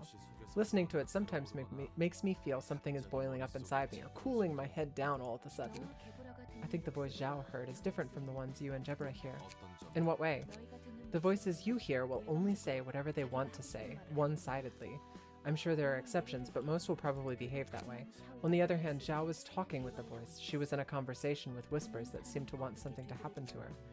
I'm not so sure. We don't have solid evidence to prove that the voice was different just yet. Anyhow, we've got to receive her before anything. The problem is, how are we going to deal with that figurative beast of a person? So Zhao's manifested some ego. told the voice to fuck off. It's no time for schizo posting. Nobody in the city is innocent, honestly. I don't know, man. I kind of feel like, what is it? You know, it's the same thing as like there is no ethical consumption under capitalism. Living in this world distorts and damages you beyond what one could consider to be like normal circumstances that we've encountered. I do think that even in this city, there are people who are just doing their jobs and generally speaking fine. I do think like in the back streets, we're talking about Jebra's like background, and when Jebra was getting mugged by the people who had taken care of her, we're talking about people who were incredibly desperate. And what they did is right. No, what they did was wrong, obviously, but I don't necessarily think that that there are no good people. It's like, I don't know, it's like if you want to get biblical real quick, we could go to Sodom and Gomorrah, and they're like, yeah, just find me one person who's a good person in here. I don't think they looked very hard. I'm gonna feel like in that parable or in that story, I don't feel like they looked very hard. I feel like there's always good in people, depending on where you look. And you have to loosen up your definitions of what you consider to be like, you know, a good person, and try to see people, you know, for the good that is in them, and try not to judge them harshly against your own standards.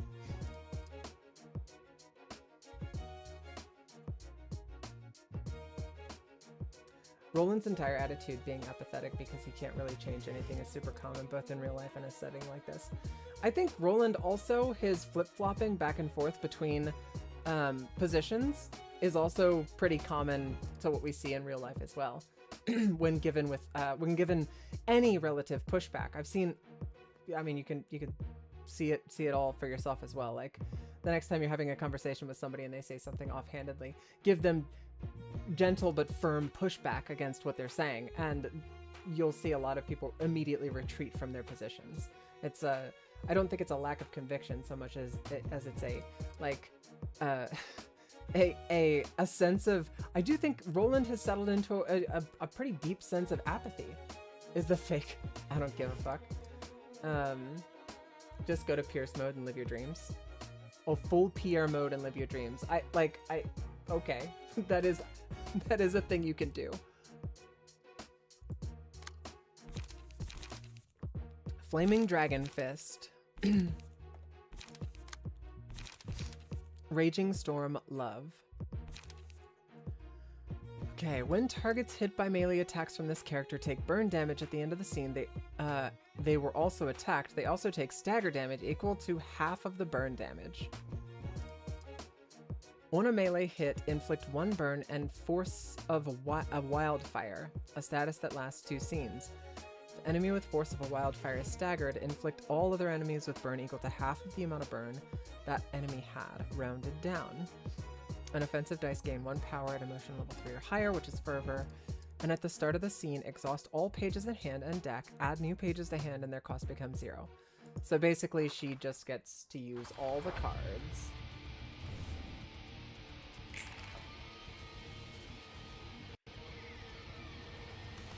Okay. Can do a emotional turbulence. No, I was gonna counter her emotional turbulence with one of my own, but that ain't no kind of option. All right, so we'll do start off with a spear and a level slash. A spear here is good, and then a level slash over here. We'll absorb those hits with Jebra, and now we'll have everybody else jump in on these attacks. So we've got Battle Command. Might be a decent way to counter this.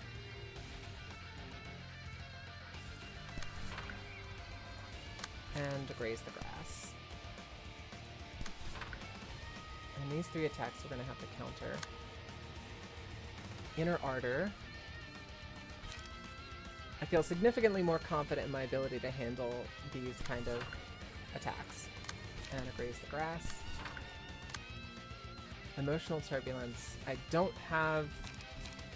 It's funny. Phil straight up drawing 7 cards, and the one card that I wanted isn't here.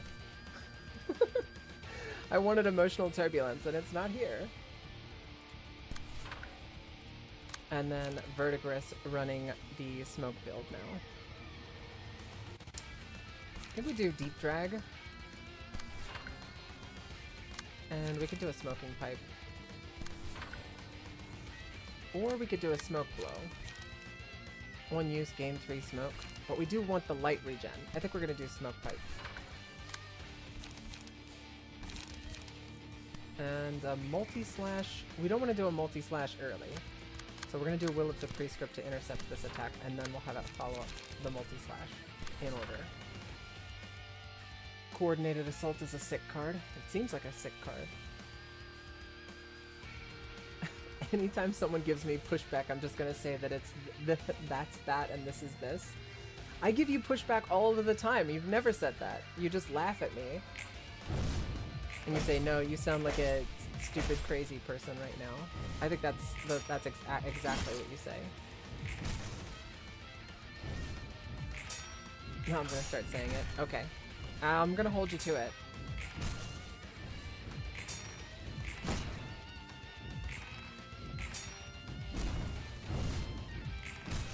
What the fuck?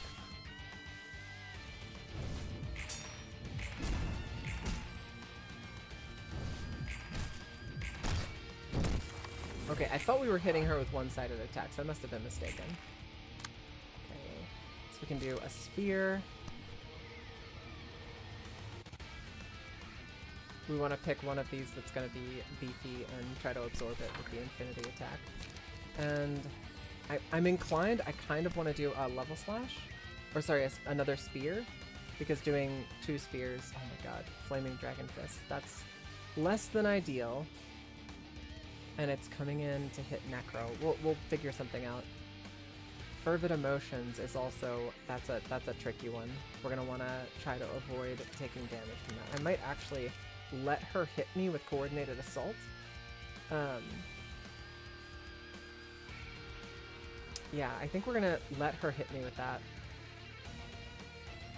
Take 50% more damage and stagger damage from attacks. I love that. That's really cool.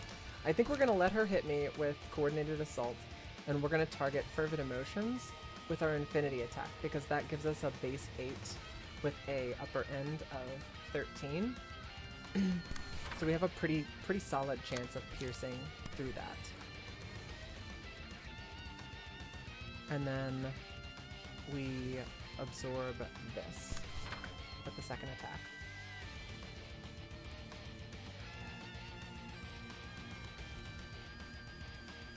Now I feel a lot less weird about my index choice. There are different flavors of Psychotic, but I love art and always wanted to make more of my own, so it's one I'd pick. The middle is cool, but 0% chance I'd be able to wear the chains 24/7 without losing my mind.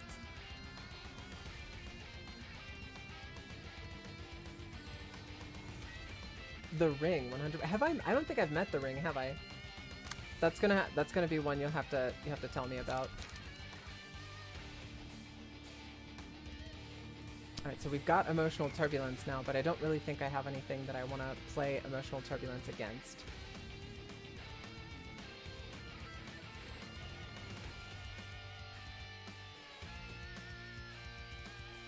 Flaming Dragon Fist is scary. Do I have... Iron Wall, I guess? I could use that to absorb Flaming Dragon Fist. That's gonna hurt. But I could use that. And then we'll do Emotional Turbulence. Wait, no, we can't intercept with that. We can only intercept with Phil. Phil's the only one who has the juice for it. Necro could also intercept for himself, but... Yikes! That's gonna... Alright, Necro's just gonna have to take a big, nasty L right to the forehead. See if I can get this 4 single point stab off of Bayard, and then we'll have Bayard do a ready position.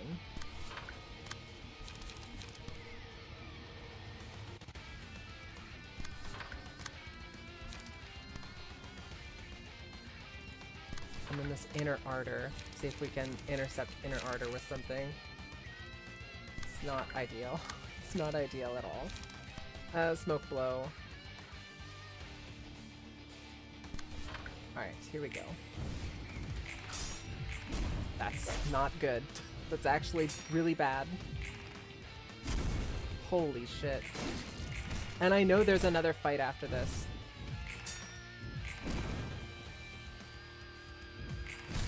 I did see that it's not just this fight. God damn. Jebra is not able to get enough damage in to hit. Now we get a bunch of one-sided attacks.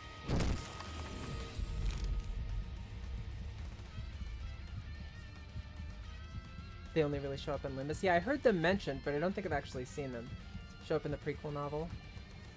I should find that online and read it, although I know at most what happens at this point. A Wonder Lab at some point? Yeah, the outside of game content is something I haven't touched, and I haven't touched it specifically because I don't want to get spoiled by anything. I feel like that's something that is very, very common in these kind of universes, is you wind up getting spoiled if you come across anything. See, if target has 7, I could do paralysis if we had 7 or more smoke, but none of this is going to inflict that paralysis. This would give 2 page draw, and then we could follow through with a smoke blow. It's a 5/8.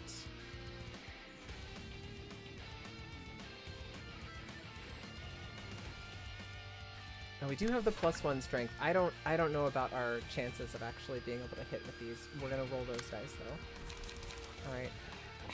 Having really shitty luck with Jebra. Jebra has not been able to get warmed up like I was hoping. Alright, and we'll do a level slash. There we go. We can absorb this frontal assault. And let's come in with Pinpoint Breakthrough. This should easily be able to beat out Fervid Emotions. And we get some stagger damage on her. And now this guy is marked. He's taking 50% bonus damage. I feel like it's a waste to throw all these extra attacks on her. Yeah, I think we throw Pinpoint Break on this guy up here. But we need to absorb for Necro. So we'll suck that in, and maybe we do Smoke Blow up here and pull that attack in for Necro.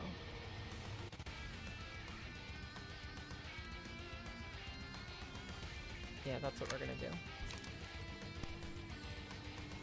This is gonna suck though for Phil.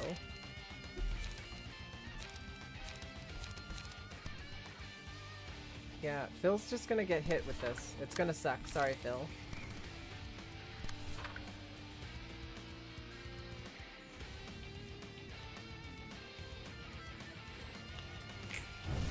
How did I get staggered? You got wrecked, bozo.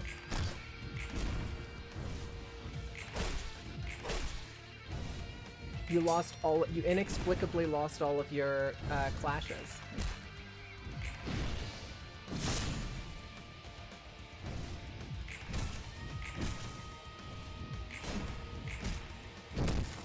Okay, that's what I'm talking about. Now we've got some momentum with our emotional level.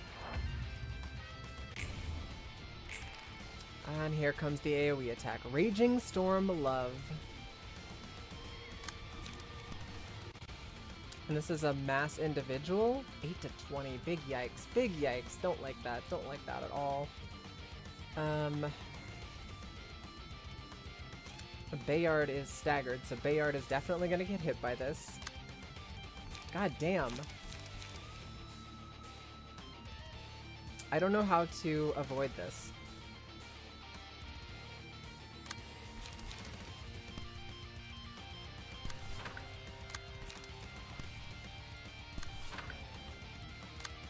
Yep, I don't know how to avoid this. Because it's got that 8 to 20 coming in on the second hit. I guess what I could do is I play Onrush. with Jebra, that would be able to give Jebra the ability to block some of it.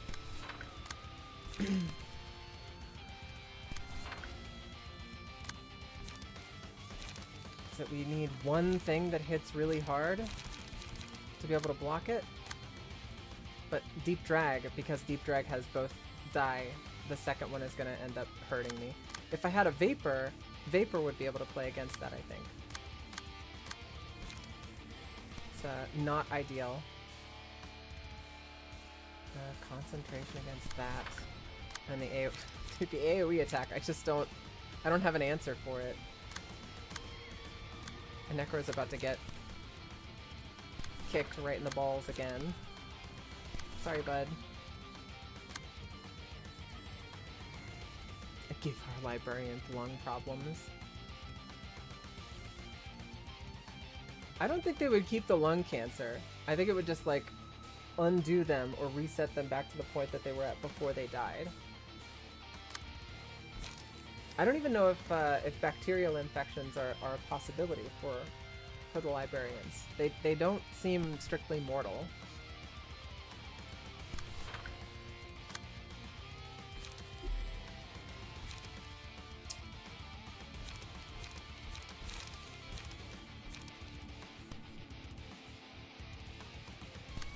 I don't love our odds of making it out of this. This looks spooky.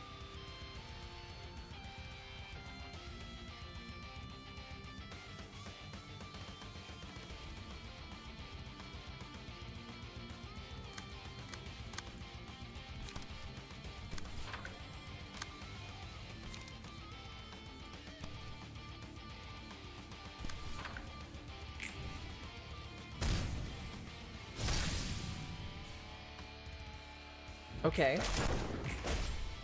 Well, that sucks.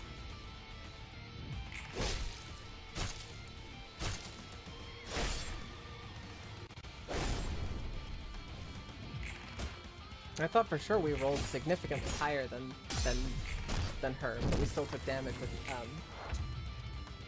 Jebra.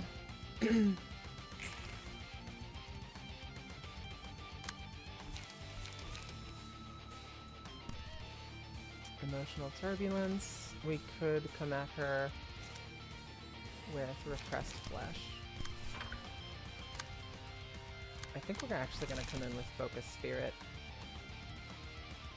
and try to block something else.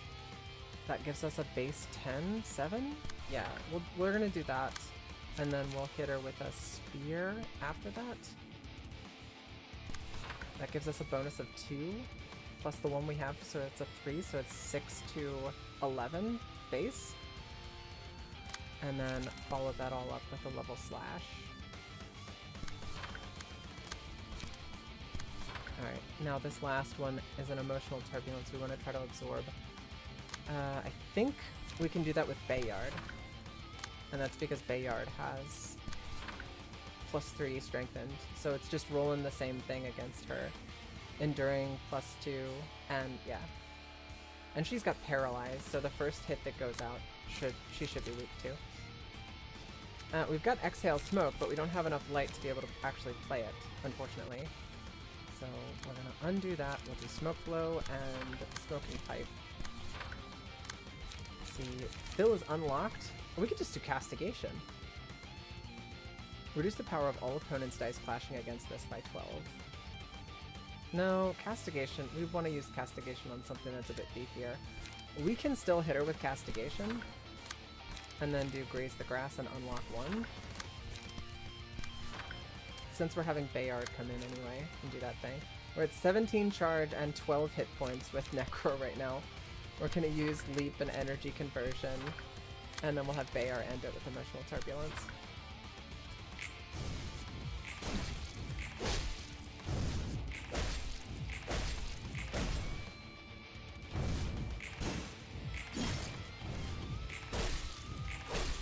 Gunner down.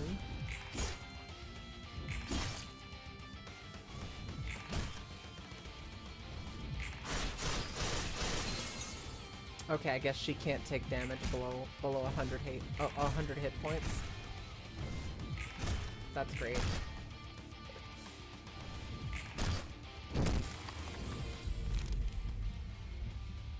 Absorption.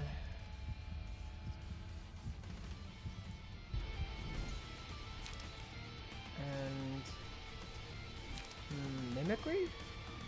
I think we might want to take Mimicry because we need the healing and the big hit as well. Alright. Cool. This fight is a bitch. Deborah did say she was smoking a lot because it literally has no downside. It's the real question. If a librarian has a hangover then dies, do they get rizzed with a hangover? Can they even get... I think they get hit like a reset. There's like a reset button. You have all died. No one remains by my side. And here you fought with me till the end and perished. I feel lonely. As a dragon soaring in the air, my heart heavy with regret. I only see darkness. I can't see a step ahead. Where must I go? Where does the courage to put one's foot forward come from? What did you believe in so firmly until your last moments? Was it the hope that we will emerge victorious, a strong leader, or the goal of earning the books? I sadly won't be able to hear your answers now. However, as the breath of life momentarily rests inside us before it scatters to return to its source, I will meet you again one day, and I may ask you my question then. You again. You're one persistent conversationalist, are you not? I won't collapse or succumb to fear out of the despair I brought onto myself. There's nothing that a human, that I, cannot overcome. I believe that I will reach the ideal consequence if I remain steadfast and proceed with perseverance. I sincerely, ingenuously believe this. No, there's no need to be disheartened in the face of such a thing without despair. Hope won't be needed either. Fear is born for there is hope, but bravery is born because there is fear. Without all these, there is no life. And what is life without a reason to live? So why would I not bask in this sensation of vitality? I will still fight for my own sake, not to disregard the colleagues who gave their lives for me. No, rather, I would be disregarding their sacrifice if I gave up here because of what happened to them. I don't see myself ever agreeing with your words. A lone tree cannot form a forest on its own, you say. An interesting tale.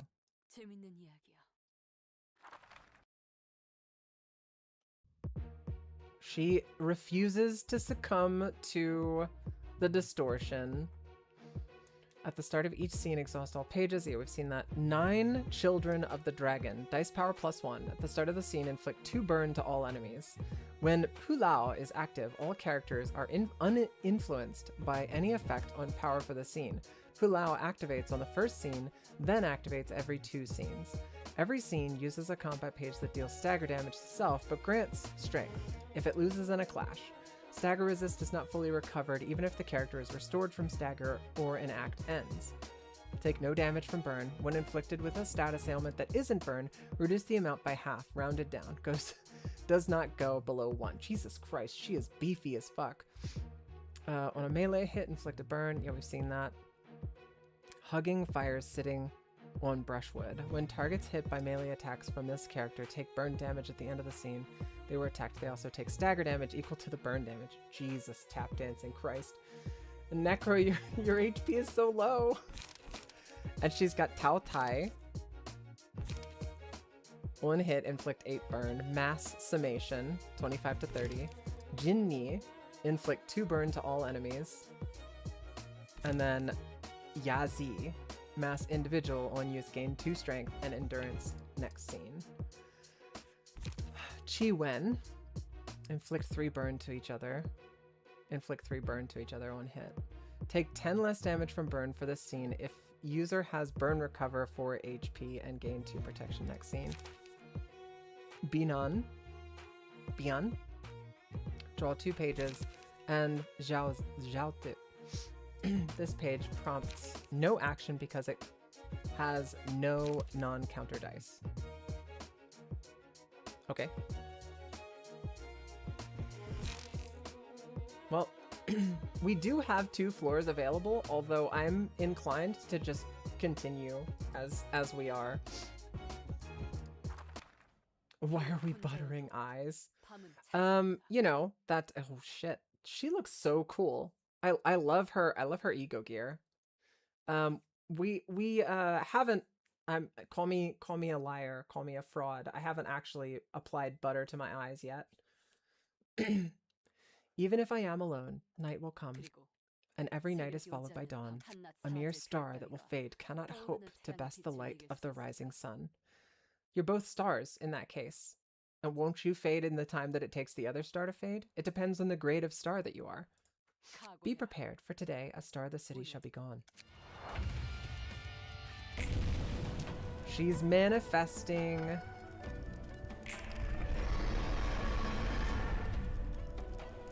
I did not see reverse scale as one of her thingies. She is fire.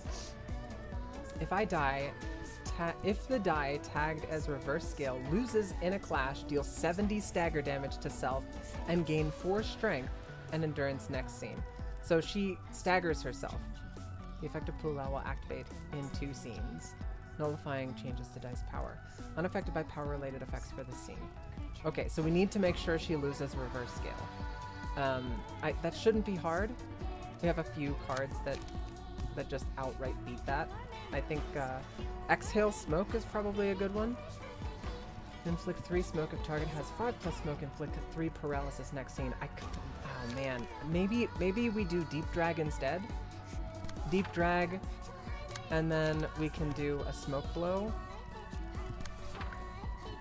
The problem with opening up with Exhale Smoke is that it's going to not gain the benefit of its other one hit, which is really good, the paralysis. But if we do Deep Drag first, we have options next turn. All right, let's see the other thing she's doing. She's doing Emotional Turbulence, Zhao 2. So their one-sided attacks are going to need to be intercepted by that. We can manifest Ego with Jebra, so we need to keep that in mind. I think we're going to do that this turn. We want to do a Spear. I think a Infinite Spear against one of these 7s is going to be the way. And then I think I want to have this 8 be targeting the Zhao 2, because that 8 against a one-sided attack is going to get a bonus of 4, because it's 2 per speed die over, and one-sided is a 0. So that's 4 bonus strength. Hold on a second. Nullified power, unaffected by power-related effects for the scene. So I wouldn't get any of the bonuses from Jebra's thing. Holy shit. Okay. 9 Children of the Dragon is a fire-ass name. That is a fire-ass ego name for sure. Okay, so I need to rethink some shit, because the stuff that I usually rely on for doing more damage is not going to do more damage this turn. Maybe I play a Focus Spirit on this then, and then I play Spear against this one. I think we definitely have Bayard ready position this turn. I hate that we start out on fire. That sucks. Gonna have an Emotional Turbulence versus their Emotional Turbulence, which that'll just be up to naked rolls. And then, okay, the one-sided attack. I do want... Okay, so Jebra is going to be hitting the one-sided attack first with an 8. That's good. And Spear. And last one is Manifest Ego.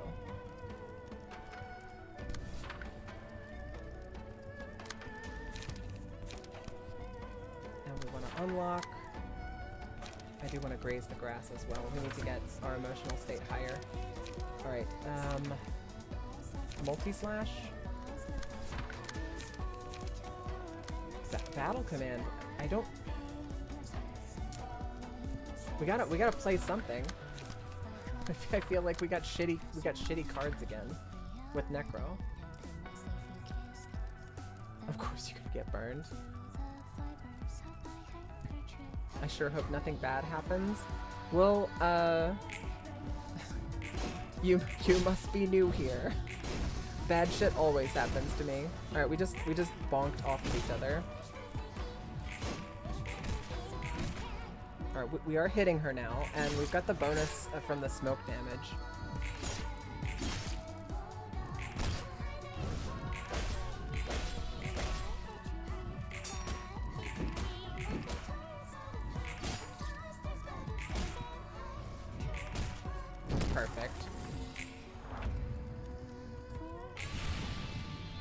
Oh, you thought you were gonna be real special with your with your music, but no, it's Jebra's turn to be real special with music.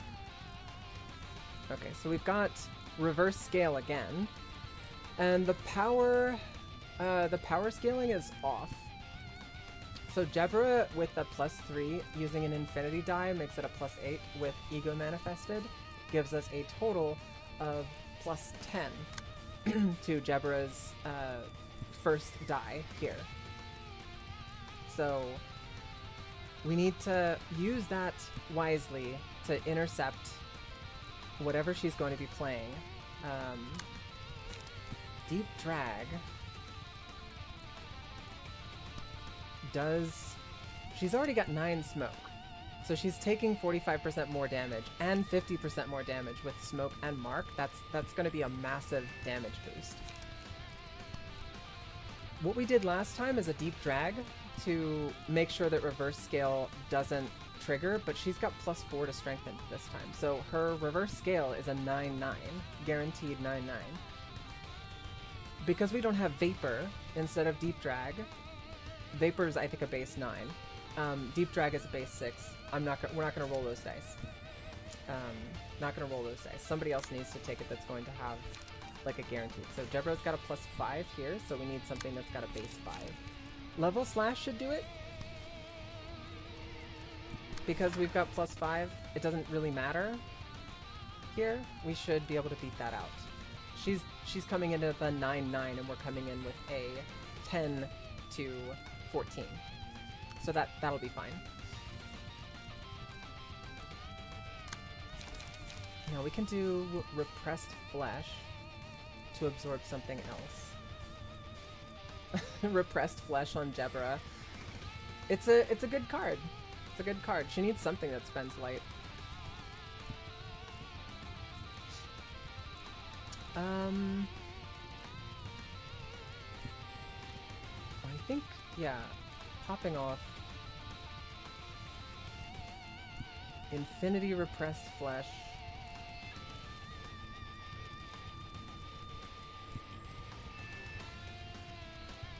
The alternative is using a spear, which is going to come off with Infinity at a base 13 to 18, against her Chi Wen.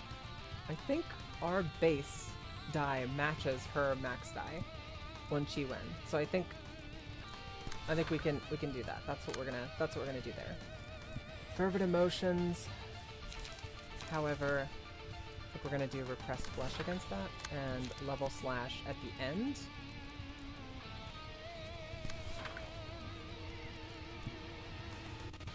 Right.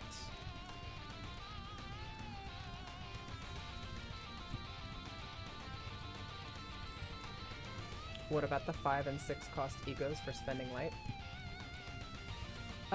Yeah, I mean, we do have Mimicry, which I was actually looking on spending with Necro this turn, and that's because Necro's taken a shit ton of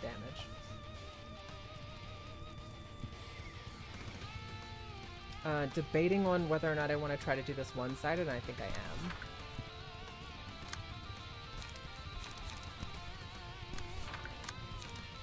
And we've got no energy, and Graze the Grass isn't going to give us any energy. We could do energy conversion because on hit it's going to give us extra page, but Necro has gotten really shitty cards this turn. New guy, get a prescript. You're just handing those things out, aren't you? Get your prescripts, get your prescripts. Free prescripts for everybody.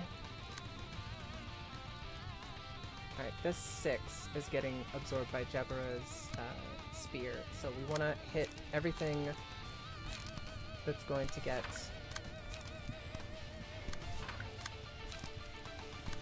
undefended right here. And then we're going to have spear come in at the end. This 2 is coming, this fiery dragon nonsense. I could do deep drag against it. It's got a meh. It's got an okay chance of being able to make it through that. And smoking pipe. Alright. And now Bayard has pinpoint breakthrough. Where's pinpoint breakthrough on this shit? Yeah. There you go, Bayard. Walgifer, my boy. Alright, and we close it off with Jebbra's Spear.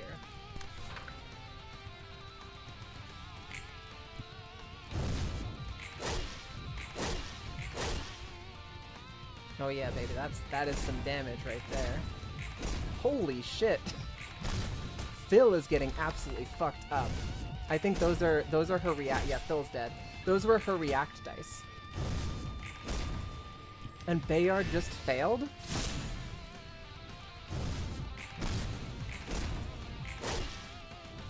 Interesting. Goodbye. Goodbye. Yeah, so those were her react dice. They hit significantly harder than I was expecting. She's popping off. She's doing her mass attack now.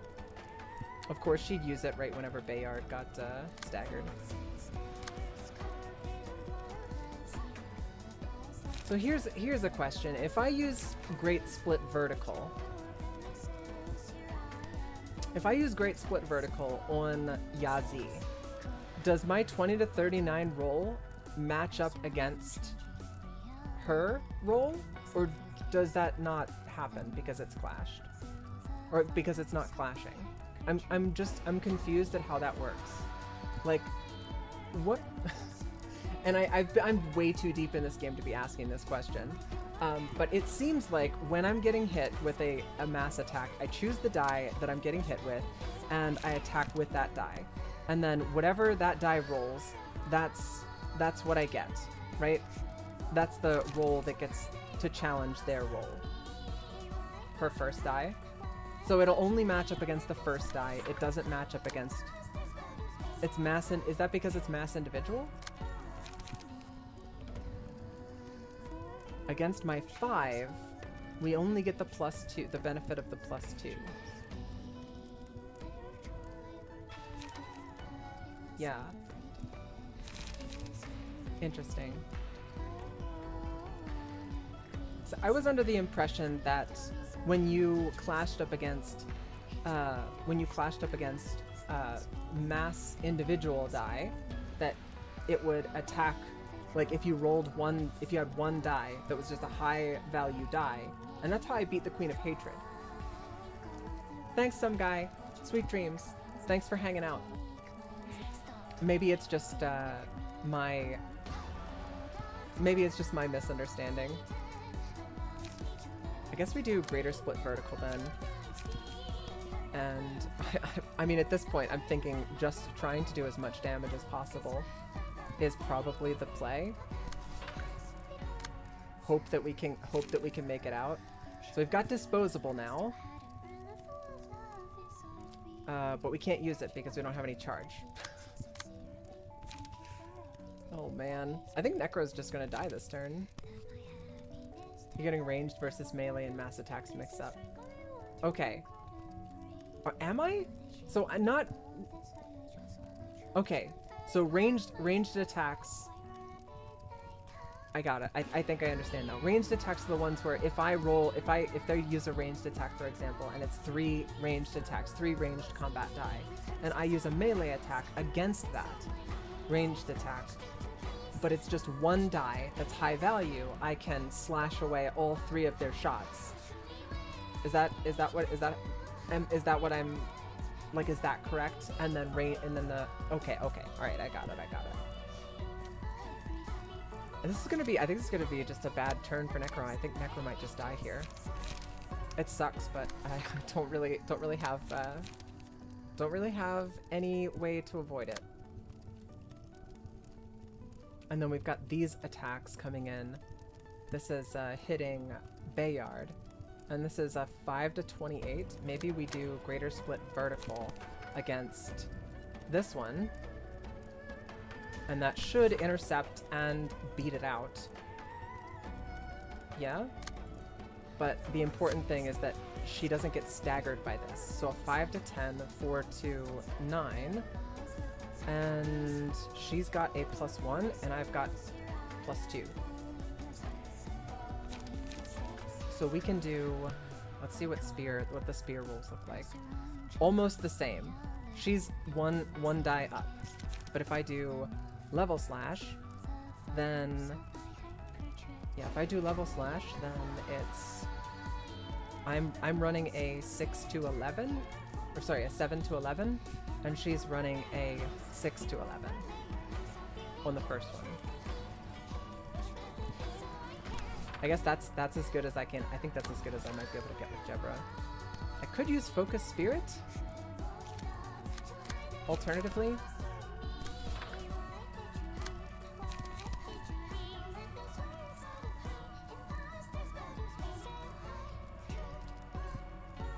Spear. +2, she's got a +1. 5/5, so she's guaranteed to do a 6. Like a level slash on that one would guarantee that I beat that. Think of mass individuals as making all your librarians clash against that page. Thank you, that is very helpful. I really appreciate it, genuinely.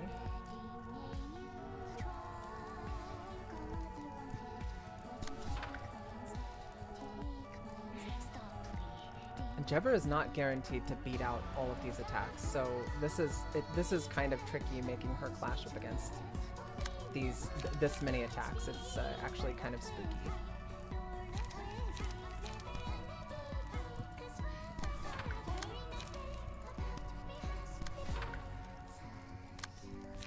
Necro got nothing over here. This is I think this is gonna be bad.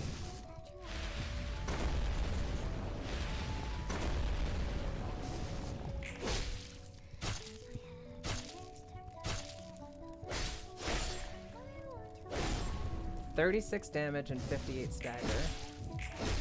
We like to see that. She's very close to staggered. I need her to kindly get staggered. Like, immediately, please.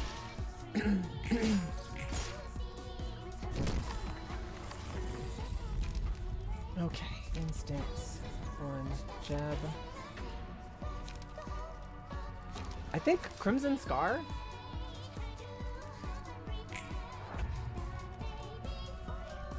My god, look at all those dice!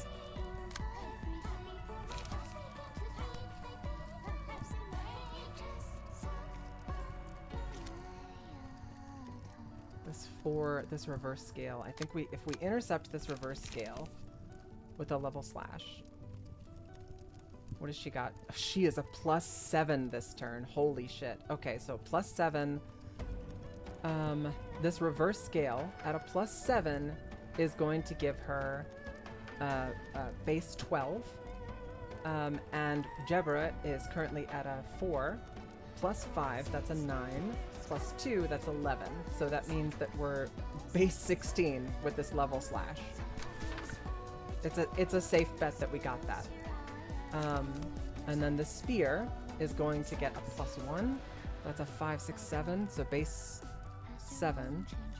So matching. We're matching her bonus to strength. I wonder all that strength is from.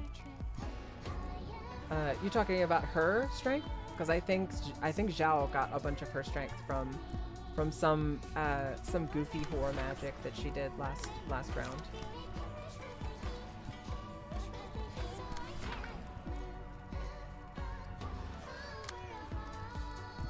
And I think we have Necro do Crimson Scar.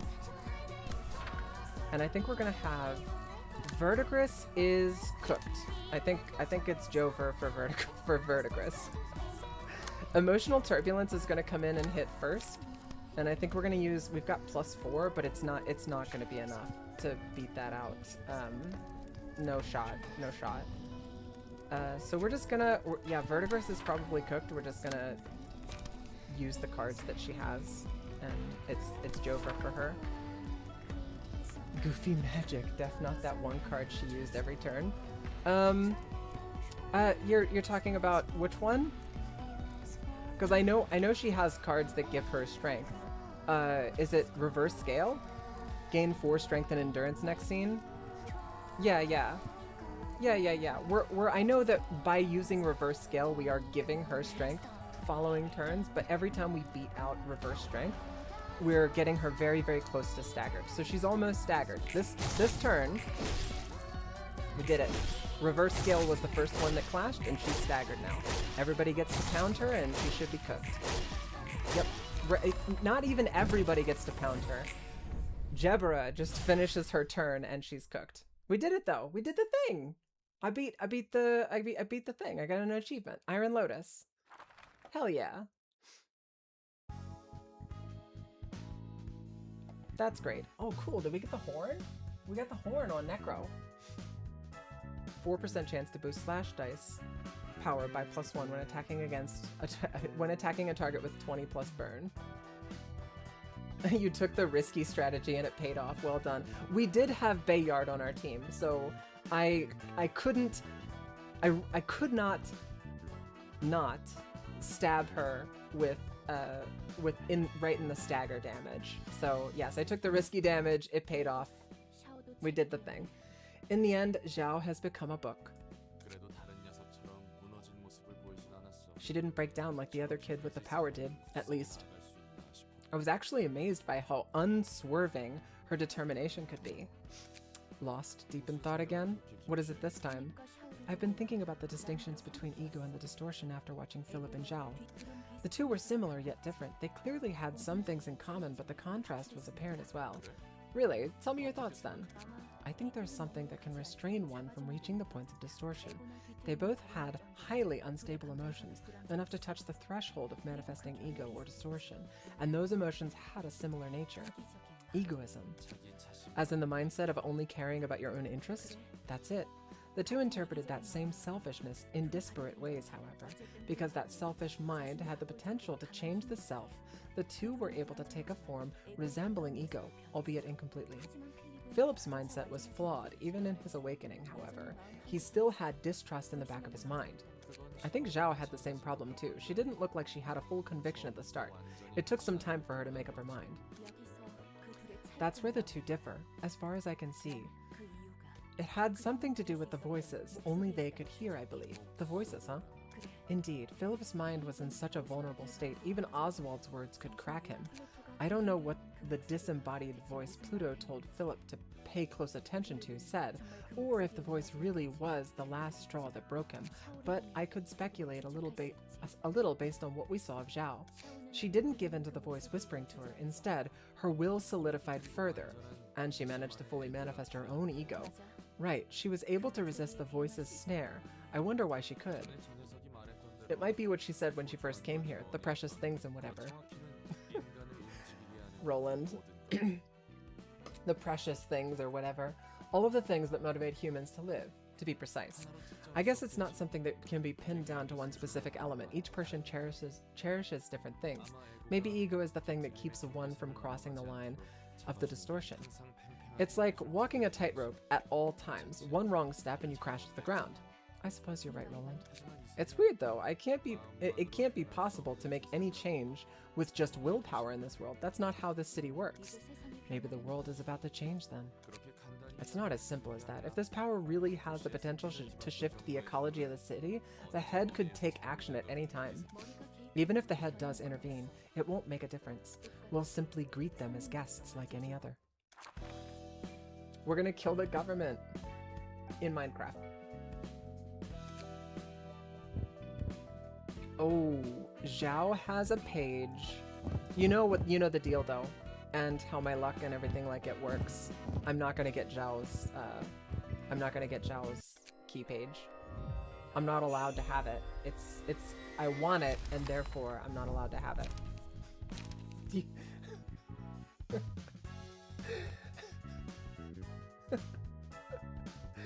Did you guys, you see that? I have garbage luck. I'm not even kidding you. Like it's funny. It's funny. Like genuinely, it's funny at this point. I think if I burn one more of this book, the amount of cards that I get out of it guarantees that I will get it. Like this is how my luck works. This is how it works. I didn't get Miris's page either. I have to do that over again if I want to get either of these new. I can't even see what they look like, can I? Yeah, I can't even see what they look like. So I have to do that over again if I want to see that. It's genuinely aggravating. The reason it's risky is because the safe strategy only clashes reverse scale when the next turn will have Pulao activated, so you can safely get the stagger damage while not worrying about the strength and endurance she gets because of Power Null. Yeah, I suppose. I don't think I ever let her have Pulao active. Yeah, so she gets... Yeah. I don't know. I don't know exactly how all of the details and information behind the scenes of the fight look. I read the passives that she had available, and I was like, okay, well, basically, if I just stab her really hard, she'll die. I didn't see anything. Yeah, Pulao is automatically activated every other turn. Pulao is the null, the power null, right? But the power null did not activate because I was checking power stats to measure up my numbers against hers every single turn. I didn't see it activate though. I guess I'd have to check the VOD, but when I was going through, I didn't see like her power nullified every turn. I just clashed with her shit every turn and made sure that my number was bigger than her number. That one specific card was the card that I was really only paying attention to. Alright, so we've got the one, probably something along the blue reverberation because it involves the Red Mist card, or Red Mist book. The question is whether or not I want to do Zhao again so that I can unlock Zhao's key page, or if I want to progress and work towards the, oh, every time you hear a dragon roar, it's Pulao activating. I think that did happen. I did hear the dragon roar every other turn.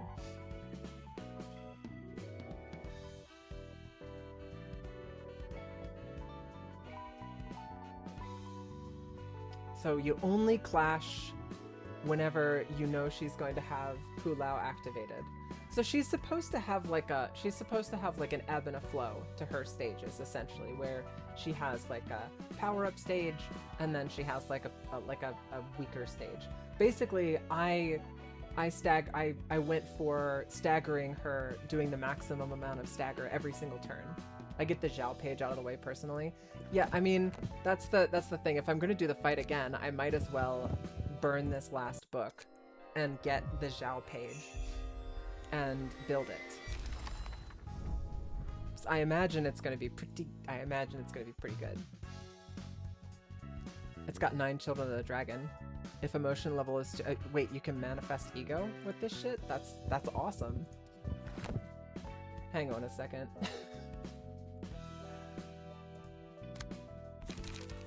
Let me see here.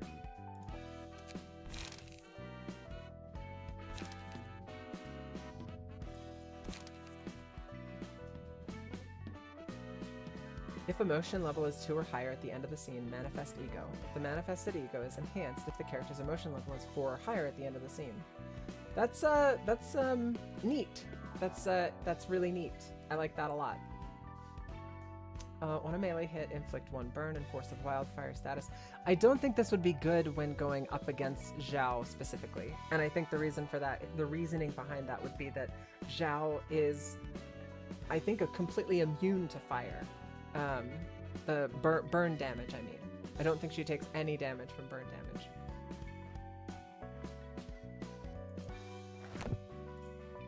Yeah, she's immune to burn. That's what I said. What do you mean, no? That's what I said. But she's not immune to damage, and this is damage. That is for sure.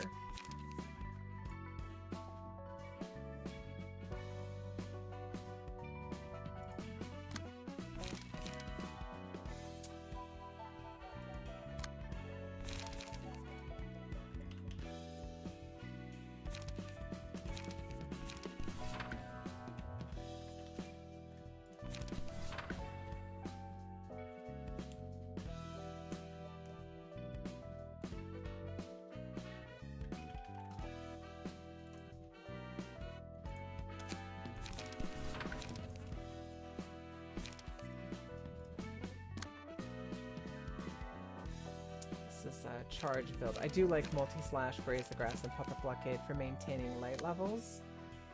Looking at Burn, she's got Zhaotu, which looks nice, as it's just adding counters. But it does cost 2.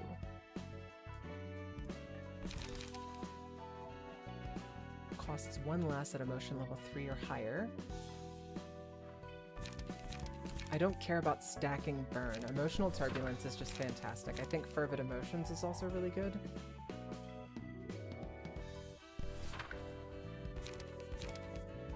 Sturdy Defense, and I think we take... God, the amount of... I think I've got too many 3-cost cards. I'm gonna run into some serious light problems. 3, 4, 5. So you discovered that the power that is multi-slash but gave you have you heard about Lord and Savior Will of the Prescript? I have. I don't know if you noticed, Will of the Prescript is on practically every single build and is also almost all of my builds are singular. Whatever the one of each card. I'm looking at Will of the Prescript right now. I'm just thinking, like, I'm a little bit nervous about not having enough light.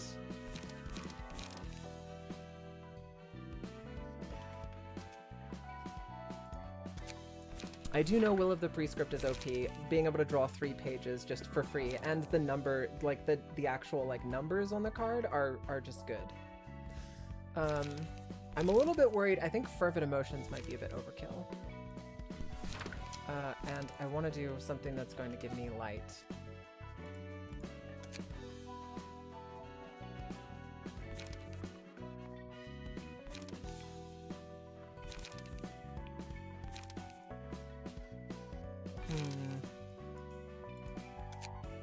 We've got Puppet Blockade, Graze the Grass, and Multi-Slash. Maybe that's enough. Maybe we do draw? A low-cost draw card?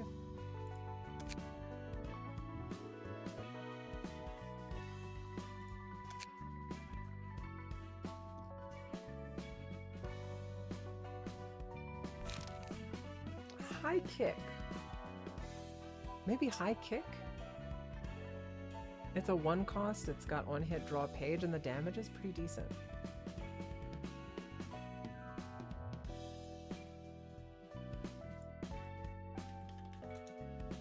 I also really like Unlock in long fights. You just kind of keep it in your deck at all times, and Unlock 3 gives you draw and light for 0 cost. It's pretty good. But I don't know that the fight will go on long enough for me to be able to use it.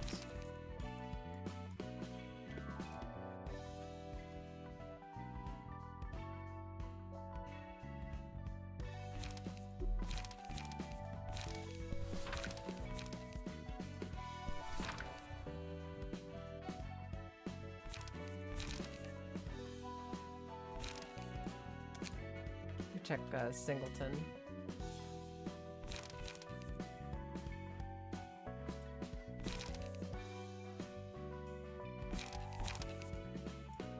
Clone? I mean, having 2 Raging Storm Loves in hand, that probably is not going to be that great. But it is single use. Personally, I'd drop Sturdy Defense for Fiery Dragon Slash.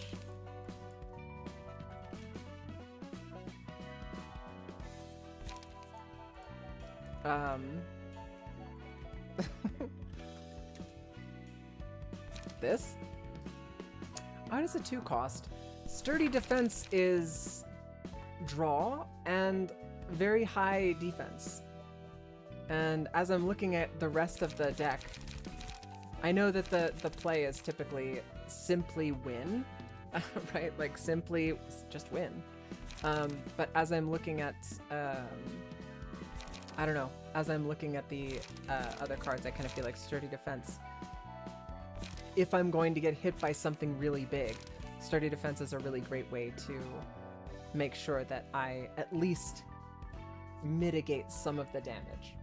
I think we might be able to do a best of both worlds, and we'll just do both. I think that's what I'm gonna do. Just win is the best strategy. I've heard that before. That's what Necro keeps telling me. Just win. Simply win, as he puts it.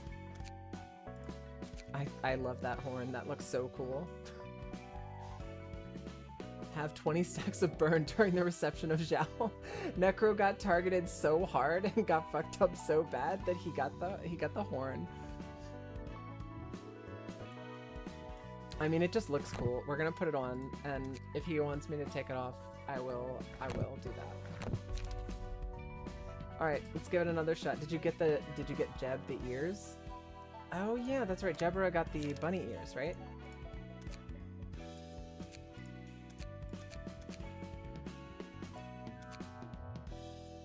Oh, that's cool. Those are new. It's the cheek things that she had. Complete the reception of Zhao after provoking the combat page reversed scale 1 times. So that is a mechanic. Okay, 4% chance to boost Pierce dice power by +1 when attacking a target with 20 burn.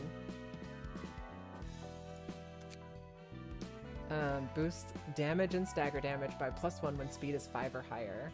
That's insanely good. And it looks cute too. All right, yeah, let's run with that. Let's go with that.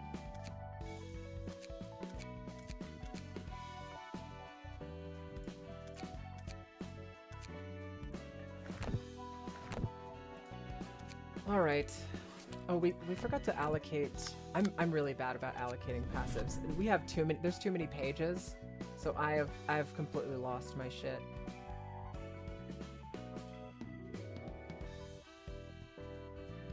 After using 6 unique combat pages, enter a bladed unlock stage which boosts the power of all die by +1. In a clash, the opponent's defensive dice lose 1 power. I mean, I like Hubert.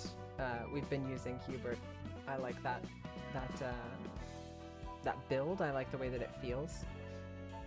But those are pretty decent. How about draw?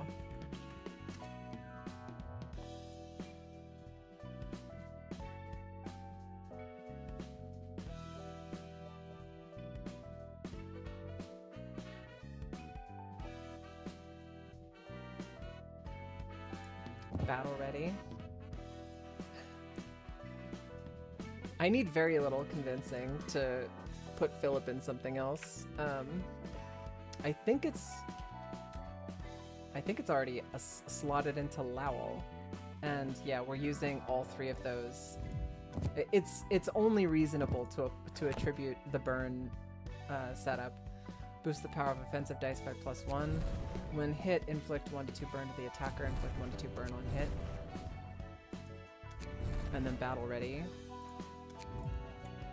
We'll see how that works. I mean, I understand Crying Children page is really, really good to slap onto a burn setup that you're using. And since we're not using Lowell, why not? Why not? Although, again, this isn't going to help us in this particular fight. That's a scary Zhao. I think Zhao is always scary. But I think you mean to say that's a scary Verdigris, because that is a scary Verdigris.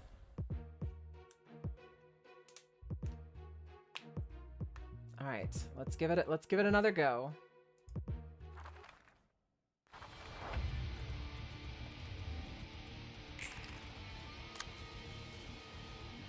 All right, spear and a level slash as per usual. This will have +5.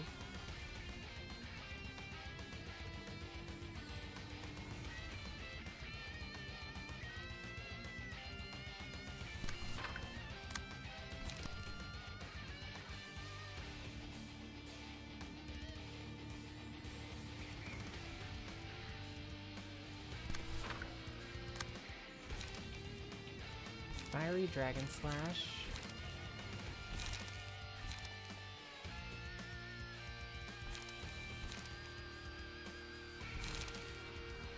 And we could do Will of the Prescript and Multi-Slash.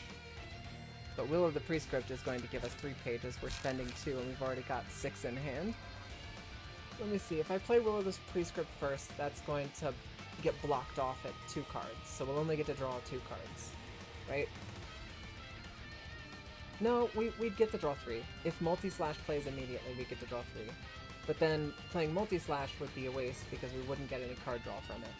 So I think Will of the Prescript plus a Graze the Grass could be the way.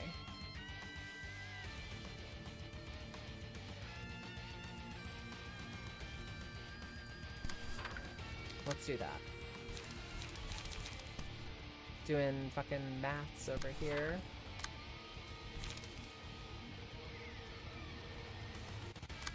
And we've got to counter Inner Ardor with something. Absorb Impact. I don't love it, but better than nothing. And pop in with Sturdy Defense on this one. And a Graze the Grass. We need to get our emotion level up as quickly as possible. Emotional Turbulence versus Fiery Waltz. I like our odds for that one. And a Multi-Slash. We've got one unopposed attack coming in that's gonna hit Jebra. I don't love that. I don't love that per se. It's a 5/9, 4/9. But I don't really have an alternative. Because Jebra's is a 4/8. Well, she just has to roll high, that's all. Simply roll high.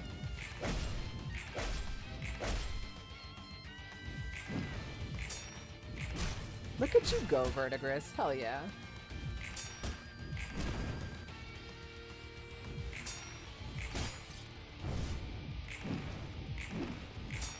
Fucking hell yeah, Bayard. I love it when a plan comes together. Don't fuck it up, Phil. Come on, man. We're doing so good.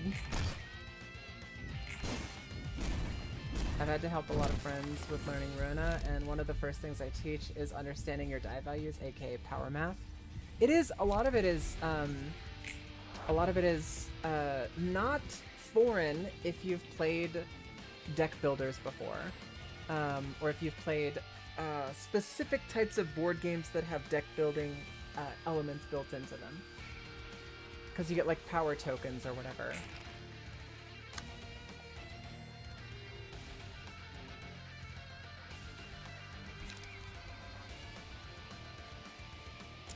We've got 5 this turn.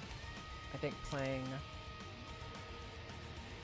inclined to do a Focus Spirit, but choosing the right thing to hit with it is important. We could do a Spear and a Focus Spirit. Yeah? Yeah, that looks good.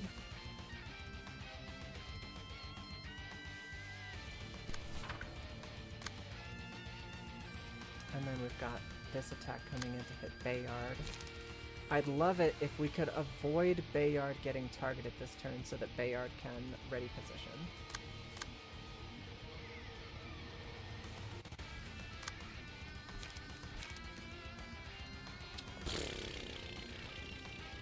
We could also play this.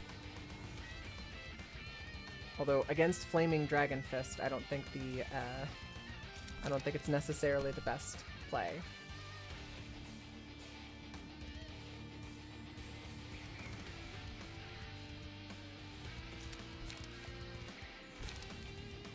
And that's because 8 to 20 versus 13 to 28. Yeah, it's not great.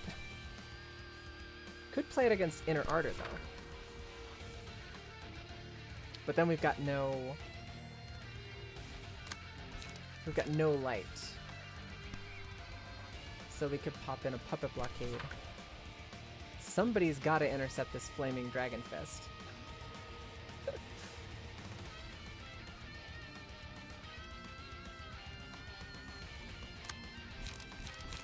Jesus Christ. Necro's got no fucking cards. We could use Leap.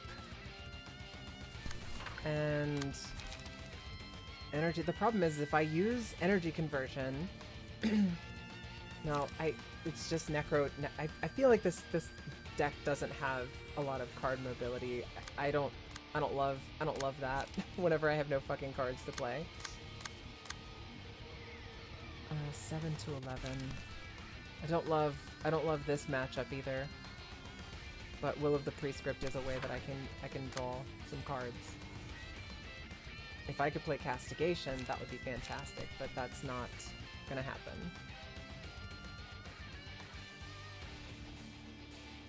Maybe I just need to have somebody eat Flaming Dragon Fist. If I do Bayard in ready position, become immobilized this scene, gain 3 strength next scene, and a copy of Pinpoint Break through to hand. Yeah, I think I'm just gonna have him go immobilized and just take the hit. He's just gonna take the L. It's gonna hurt. But I think we could just eat that.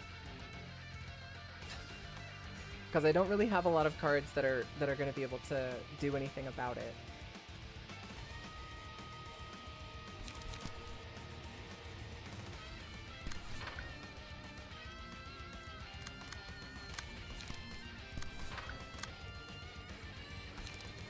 Generally speaking, I'm not opposed to doing math, especially whenever I'm talking about doing Clash math.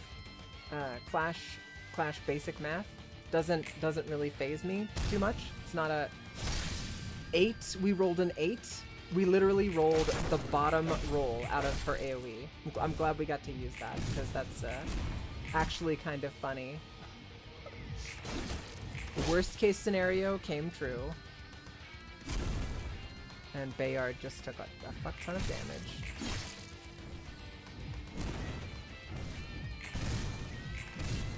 Yikes.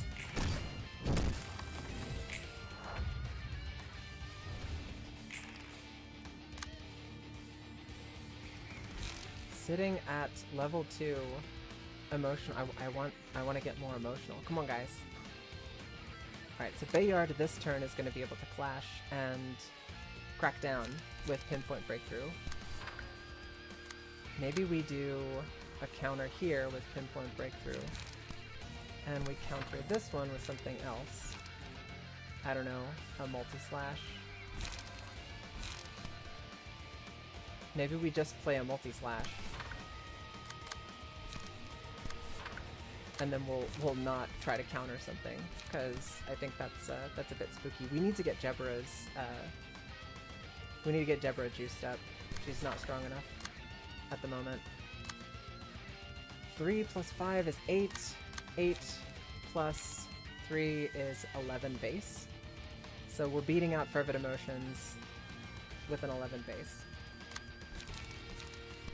And we've got 3 strength, so a level slash. And whoever we hit with it is gonna hit pretty goddamn hard.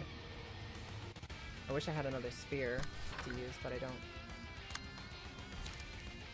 Alright. Not unlocked yet. We need one more turn.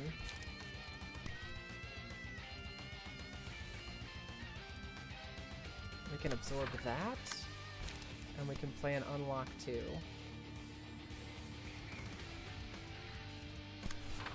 And that should unlock us. And we get unlock 3 after that.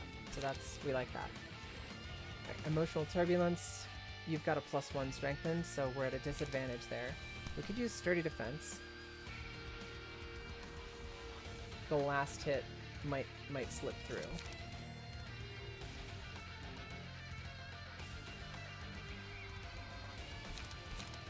What about Fiery Dragon Slash? No.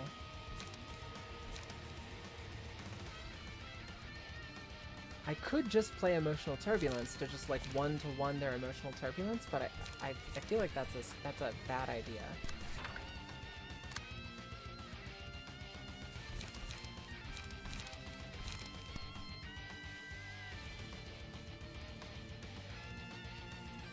I'll do a multi-slash. But we'd want to do Fiery Dragon first. I don't love that. Trying to decide the flow of this new deck, the new Zhao deck, and it's tricky when I don't have any bonuses to my strength or my damage or what have you. 5958. And give 1 strength to 2 other allies. Battle command seems pretty good.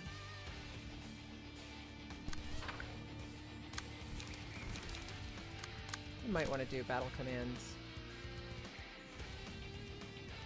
Inner Ardor. He's got me beat. If we're rolling against Inner Ardor, he's got me beat. If we roll against Coordinated Assault, though, we can beat that out with Necro, and then we can play a multi-slash over here. Still have to deal with these 2 attacks that are coming in now. Inner Ardor will counter with Sturdy Defense, and then we'll use Emotional Turbulence to one-to-one their Emotional Turbulence, and just know we're at a disadvantage when it comes to that. Don't love it, but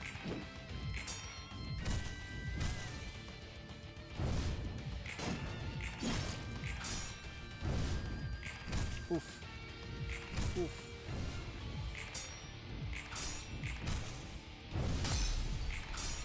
We unlocked.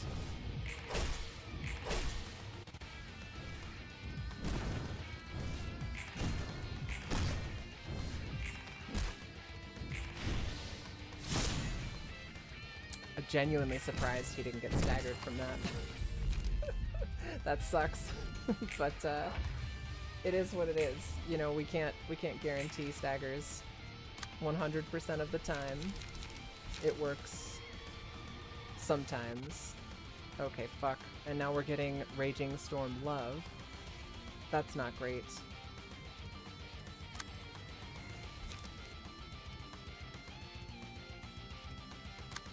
And we've got no goddamn... Oh, this is like the worst possible situation. And they've just got Emotional Turbulence again. They just redrew Emotional Turbulence and Flaming Dragon Fist. They just redrew both of those. And Jebera, for some reason, is still at emotion level 2. I cannot, for the life of me, figure out why we can't get her emotion level up. Come on, girl.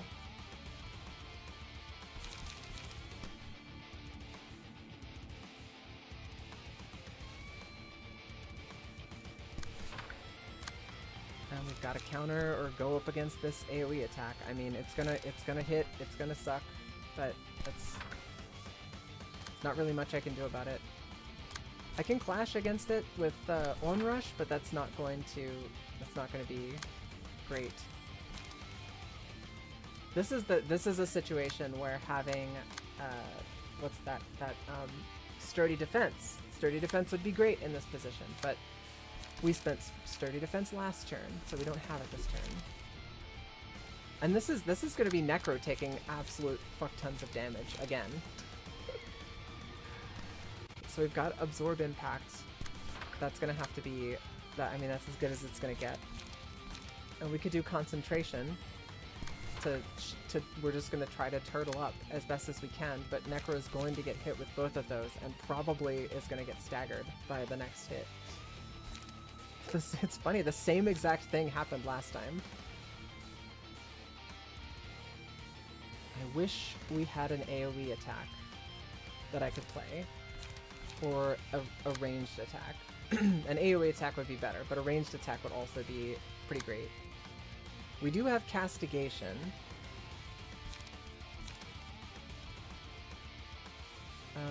We could pull in, actually, we could pull in Flaming Dragon Fist with Castigation, and what that would do is reduce power of all opponents' dice clashing against this by 12.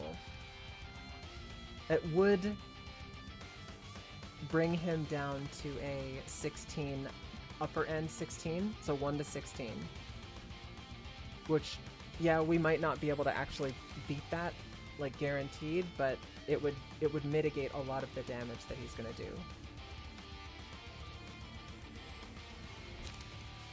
At the same time, I would rather just castigate him. I would rather just use Castigation on him here, and then, yeah, I think that might actually be the play. If we use Castigation on him here, we'll get to attack first, that should stun him.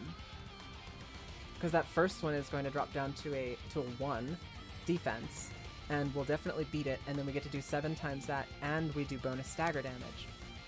I think that's the play. That should stop him from being able to do Flaming Dragon Fist.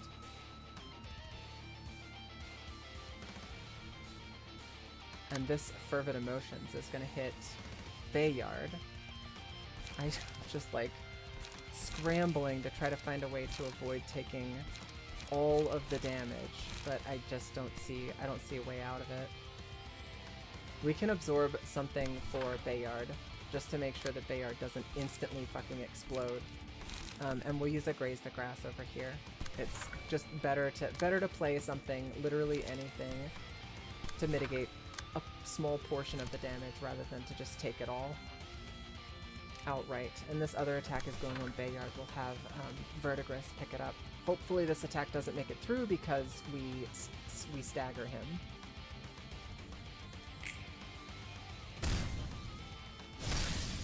They rolled a 9, which genuinely surprised. Alright, Castigation didn't even get to trigger before he got staggered, so I didn't even need to worry about that. Woof. Phil might be dead.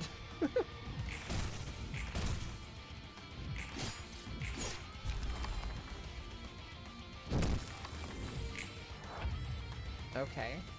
Phil's not dead. Got really close to it, but Phil is not dead. Alright. We've got...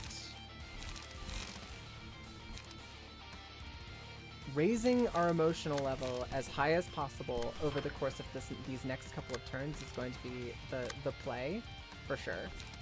We've got Battle Command. We need to absorb these hits for Phil to make sure he doesn't die. Spear, followed by a spear, and then we can do a level slash. We're at a 4-8, we get a plus. What do we get? We get a plus 1 to 2 power for counter dice. So that makes it a 5 to 10. Still not ideal for clashing specifically against Fervid Emotions. Maybe we can do Focus Spirit. Prep for next turn. We could also come in and hit hard here.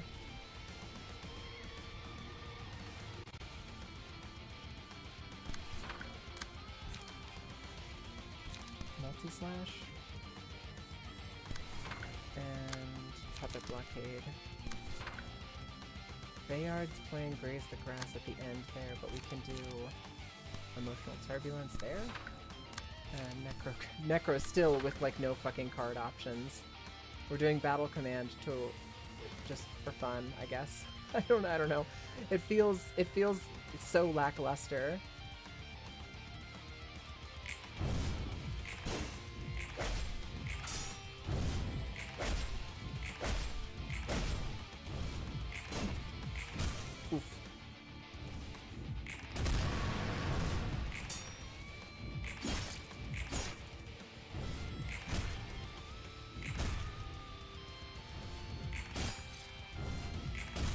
Everybody's going to get to finish out their attack, so we will get our emotion bonus. Deborah has jumped up to emotion level 4, which means at the start of next round, she'll get to keep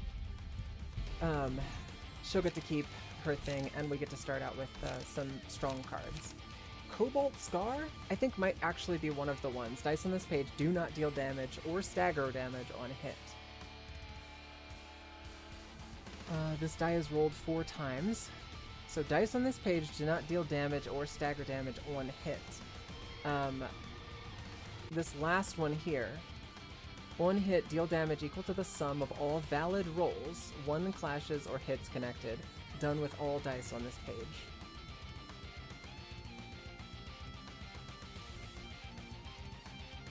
So it has no damage dealt on actual delivery, but heavy amounts of damage dealt potentially whenever it lands. However, Dipsia comes out,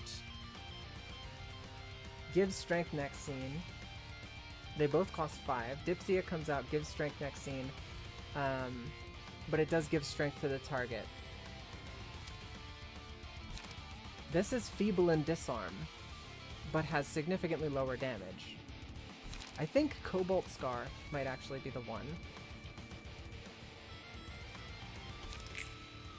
I think that's what we're going to take with us.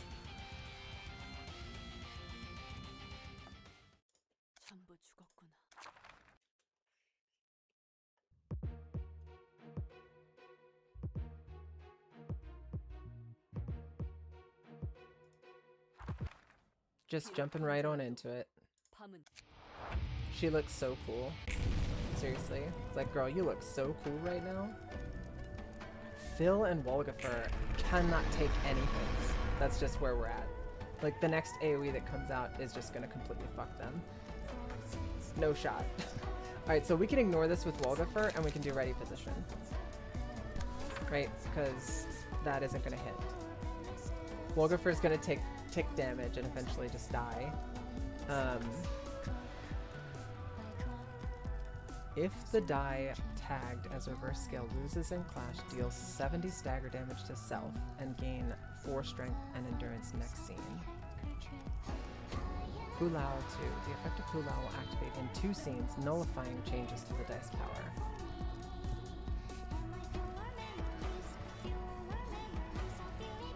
So this is the turn to do Focus Spirit. I think we do Focus Spirit. Oh, interesting. Reverse scale is in a different die position this time.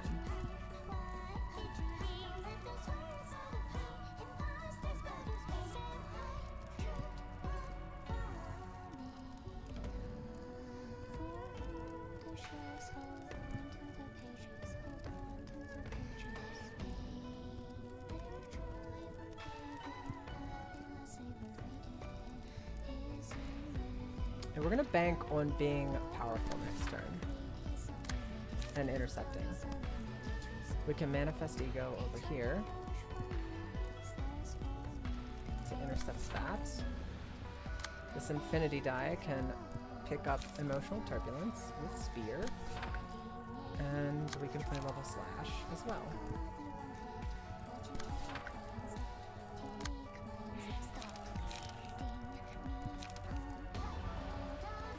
Fiery Dragon Slash. Can do Will of the Prescripts and Multi-Slash.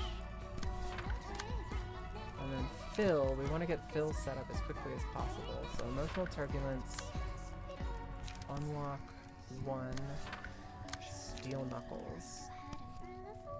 No, Multi-Slash. We need light for next turn to play cards. And can do Concentration. Graze the Grass at the end, and Multi-Slash.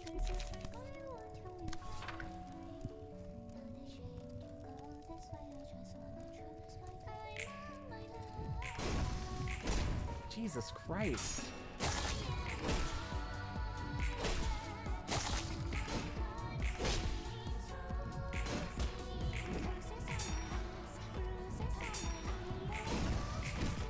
Don't you go dying on me, Phil.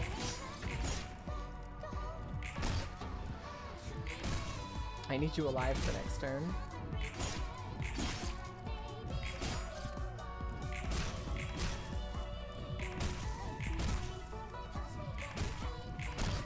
I need Bayard to be able to get off at least one jab before he dies. Or Wolgifer, rather. So she's got +4 to strengthen this turn. So does Jebra, plus the 5 that I get from my Infinity die. But I don't have much bonus. So I've got 6 + 5 from the Infinity die.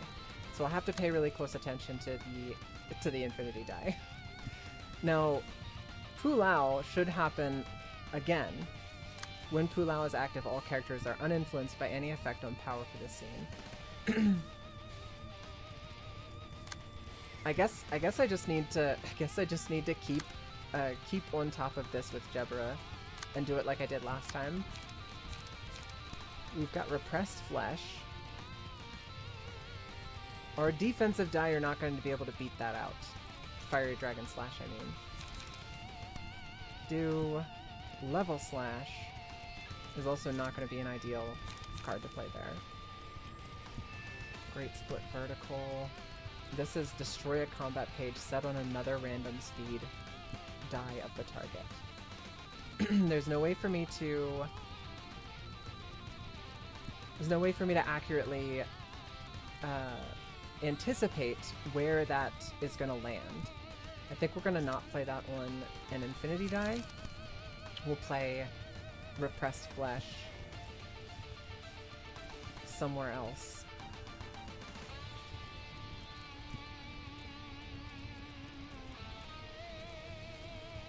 Yeah.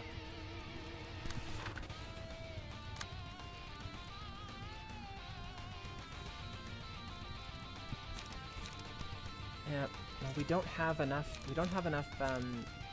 value reduction on those cards just yet. So that's 4, 5, 6 bonus. We should be able to beat that out pretty easily. And one rush.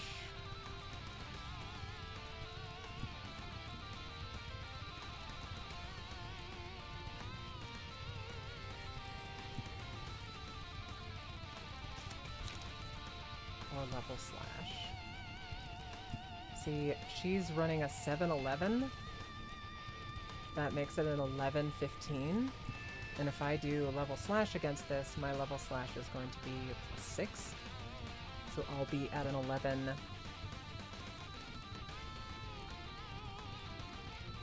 $11-15. So we almost perfectly clash against each other in this case. Almost perfectly. But I get a +2. Or I get one more over top. So I'm one die higher than her for that particular fight. Alright, I need Bayard to use Pinpoint Breakthrough to absorb one of these.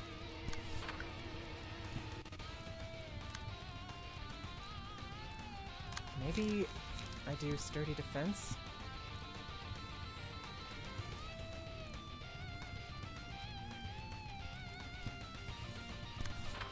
And then we do Pinpoint Break. No, we can't do both. Graze the Grass for emotional level. And then Pinpoint Break. Battle Command.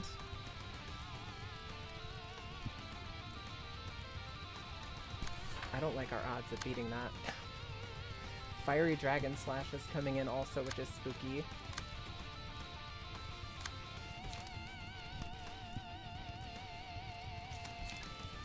Emotional Turbulence? We've only got a +1. The odds of actually being able to beat that out are quite low. Well, we could do Jin Ni against this, but that's going to cost everything we've got. And then we need to do an uncontested Puppet Blockade and Graze the Grass in order to follow through with that. And then I think we just have one uninterrupted attack coming at Necro, which is at a 7. The only person who's going to be able to intercept that is going to be Jebra. And Jebra is currently busy. Can you absorb Impact Necro? Please? Please don't die. I think we're going to do Energy Conversion as well. Alright, and then we've got all of these attacks rolling out. Do Will of the Prescript, Unlock 2, and Graze the Grass. This fight makes me nervous.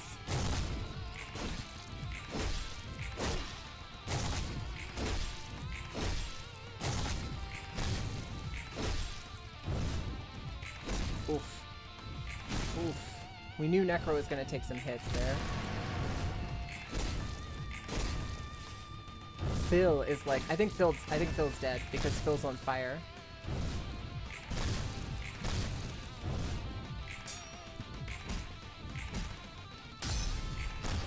He just unlocked too.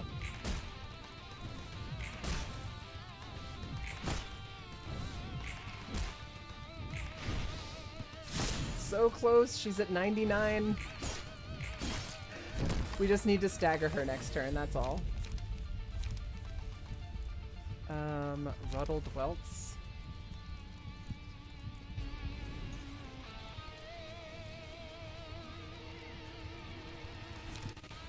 A Mimicry? I think Mimicry is definitely the one. Oh, we manifested Ego! Verdigris, let's go, girl! Okay, she's doing her AoE attack this turn. You know what that means. We've gotta hit her with the Greater Split horizontal.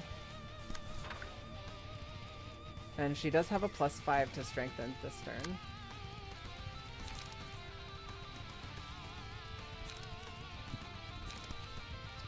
If I hit her, hang on a second. We do Raging Storm Love. I think I might be able to stagger her this turn. It's going to require that I come in to... Oh, she's gonna hit Jebra for sure with that. Where is it? There it is. Reverse scale. So Jebra is going to need to use her Infinity Die on this too. See, if she uses an 8, that's a +3. And then I've got 4, 5, 6. So that's a +6 versus this reverse scale. And she has a +5. So it would be a 9 base versus a, yeah, level slash. Okay, so even if I use the 8, I can still clash with it. But then I don't have anything to clash with the with the AoE. With the AoE. All right, it is what it is. We'll use this on reverse scale and just cross our fingers that we don't get staggered. If we get staggered, we're basically fucked.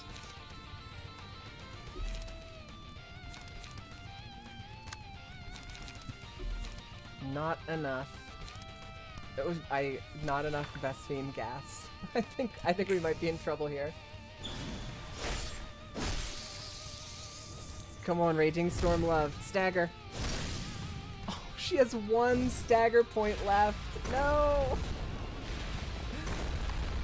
Oh, Wolgifer's dead. Alright, we got the stagger off. Gun her down, boys.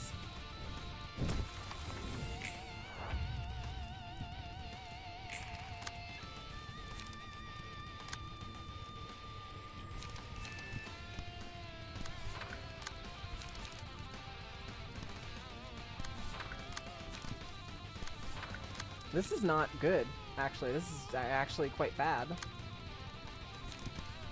Cobalt Scar. Necro's gonna come out with a Cobalt Scar and save the day. Is that how it's gonna go?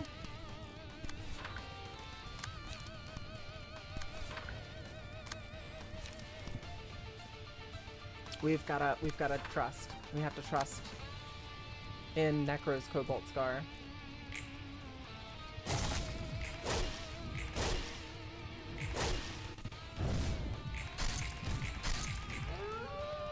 $45 damage. It's not, feels like it's not gonna be enough to cut it. So close. Come on. Graze the grass! Yes! God, that was so fucking close. Okay, curtain call for the reception of Zhao. Okay, we did it. We got the headwear for Wolgifer to take 20 burn, and for Verdigris. We did it. And we can burn one more Book of Zhao. I need to take a look at her specialty cards though, because I think those might be what I want to use instead of just random generic cards.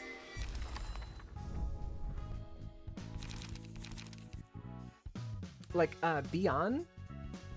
Of course, Will of the Prescript is, I think, just better.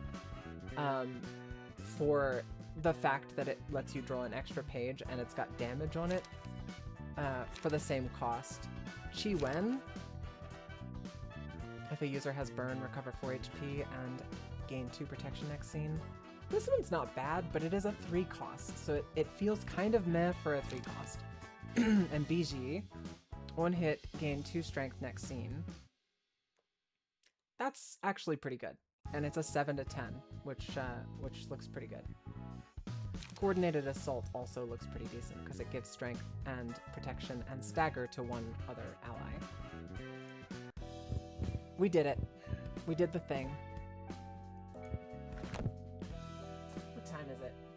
I think this is probably a good time to wind down and call it a day.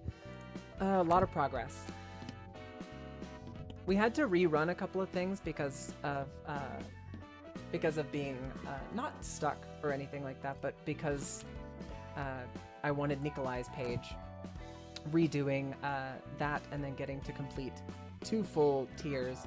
I assume these next 2 are going to be significantly harder. I expect. I know one of them is a boss because we've encountered that guy before, so we're gonna need to see how that goes. But overall, I'm confident. I'm fairly confident in my team's ability to take the enemy to Pound Town. A Verdigris felt significantly better than Necro's build. I don't know what it is. Maybe Leap. Maybe I'm using Leap or Energy Conversion wrong or something, but Nikolai's page, this setup for Nikolai's page felt incredibly lackluster, kind of meh even. So I don't know. I'll poke Necro about it and see what he has to say about it. But thank you guys so much for hanging out. Thanks for being here and thanks for chatting with me. Delighted to be able to play and make some more progress in this game that takes forever to finish. But you guys have an awesome night or day wherever you happen to be in the world, and I will see you guys next time. Thursday, I'm leaving to go to Osaka, so I might actually do a stream tomorrow because D&D was canceled. We will see. It'll be vibes. I'll go completely off of vibes, but ! Discord in chat to get access to the Discord. We hang out, we play video games. Over the weekend while I'm in Osaka, I'll have a decent amount of free time and I'll probably be playing video games with friends there, oftentimes streaming as well. So have an awesome night and I'll see you guys next time. Toodles!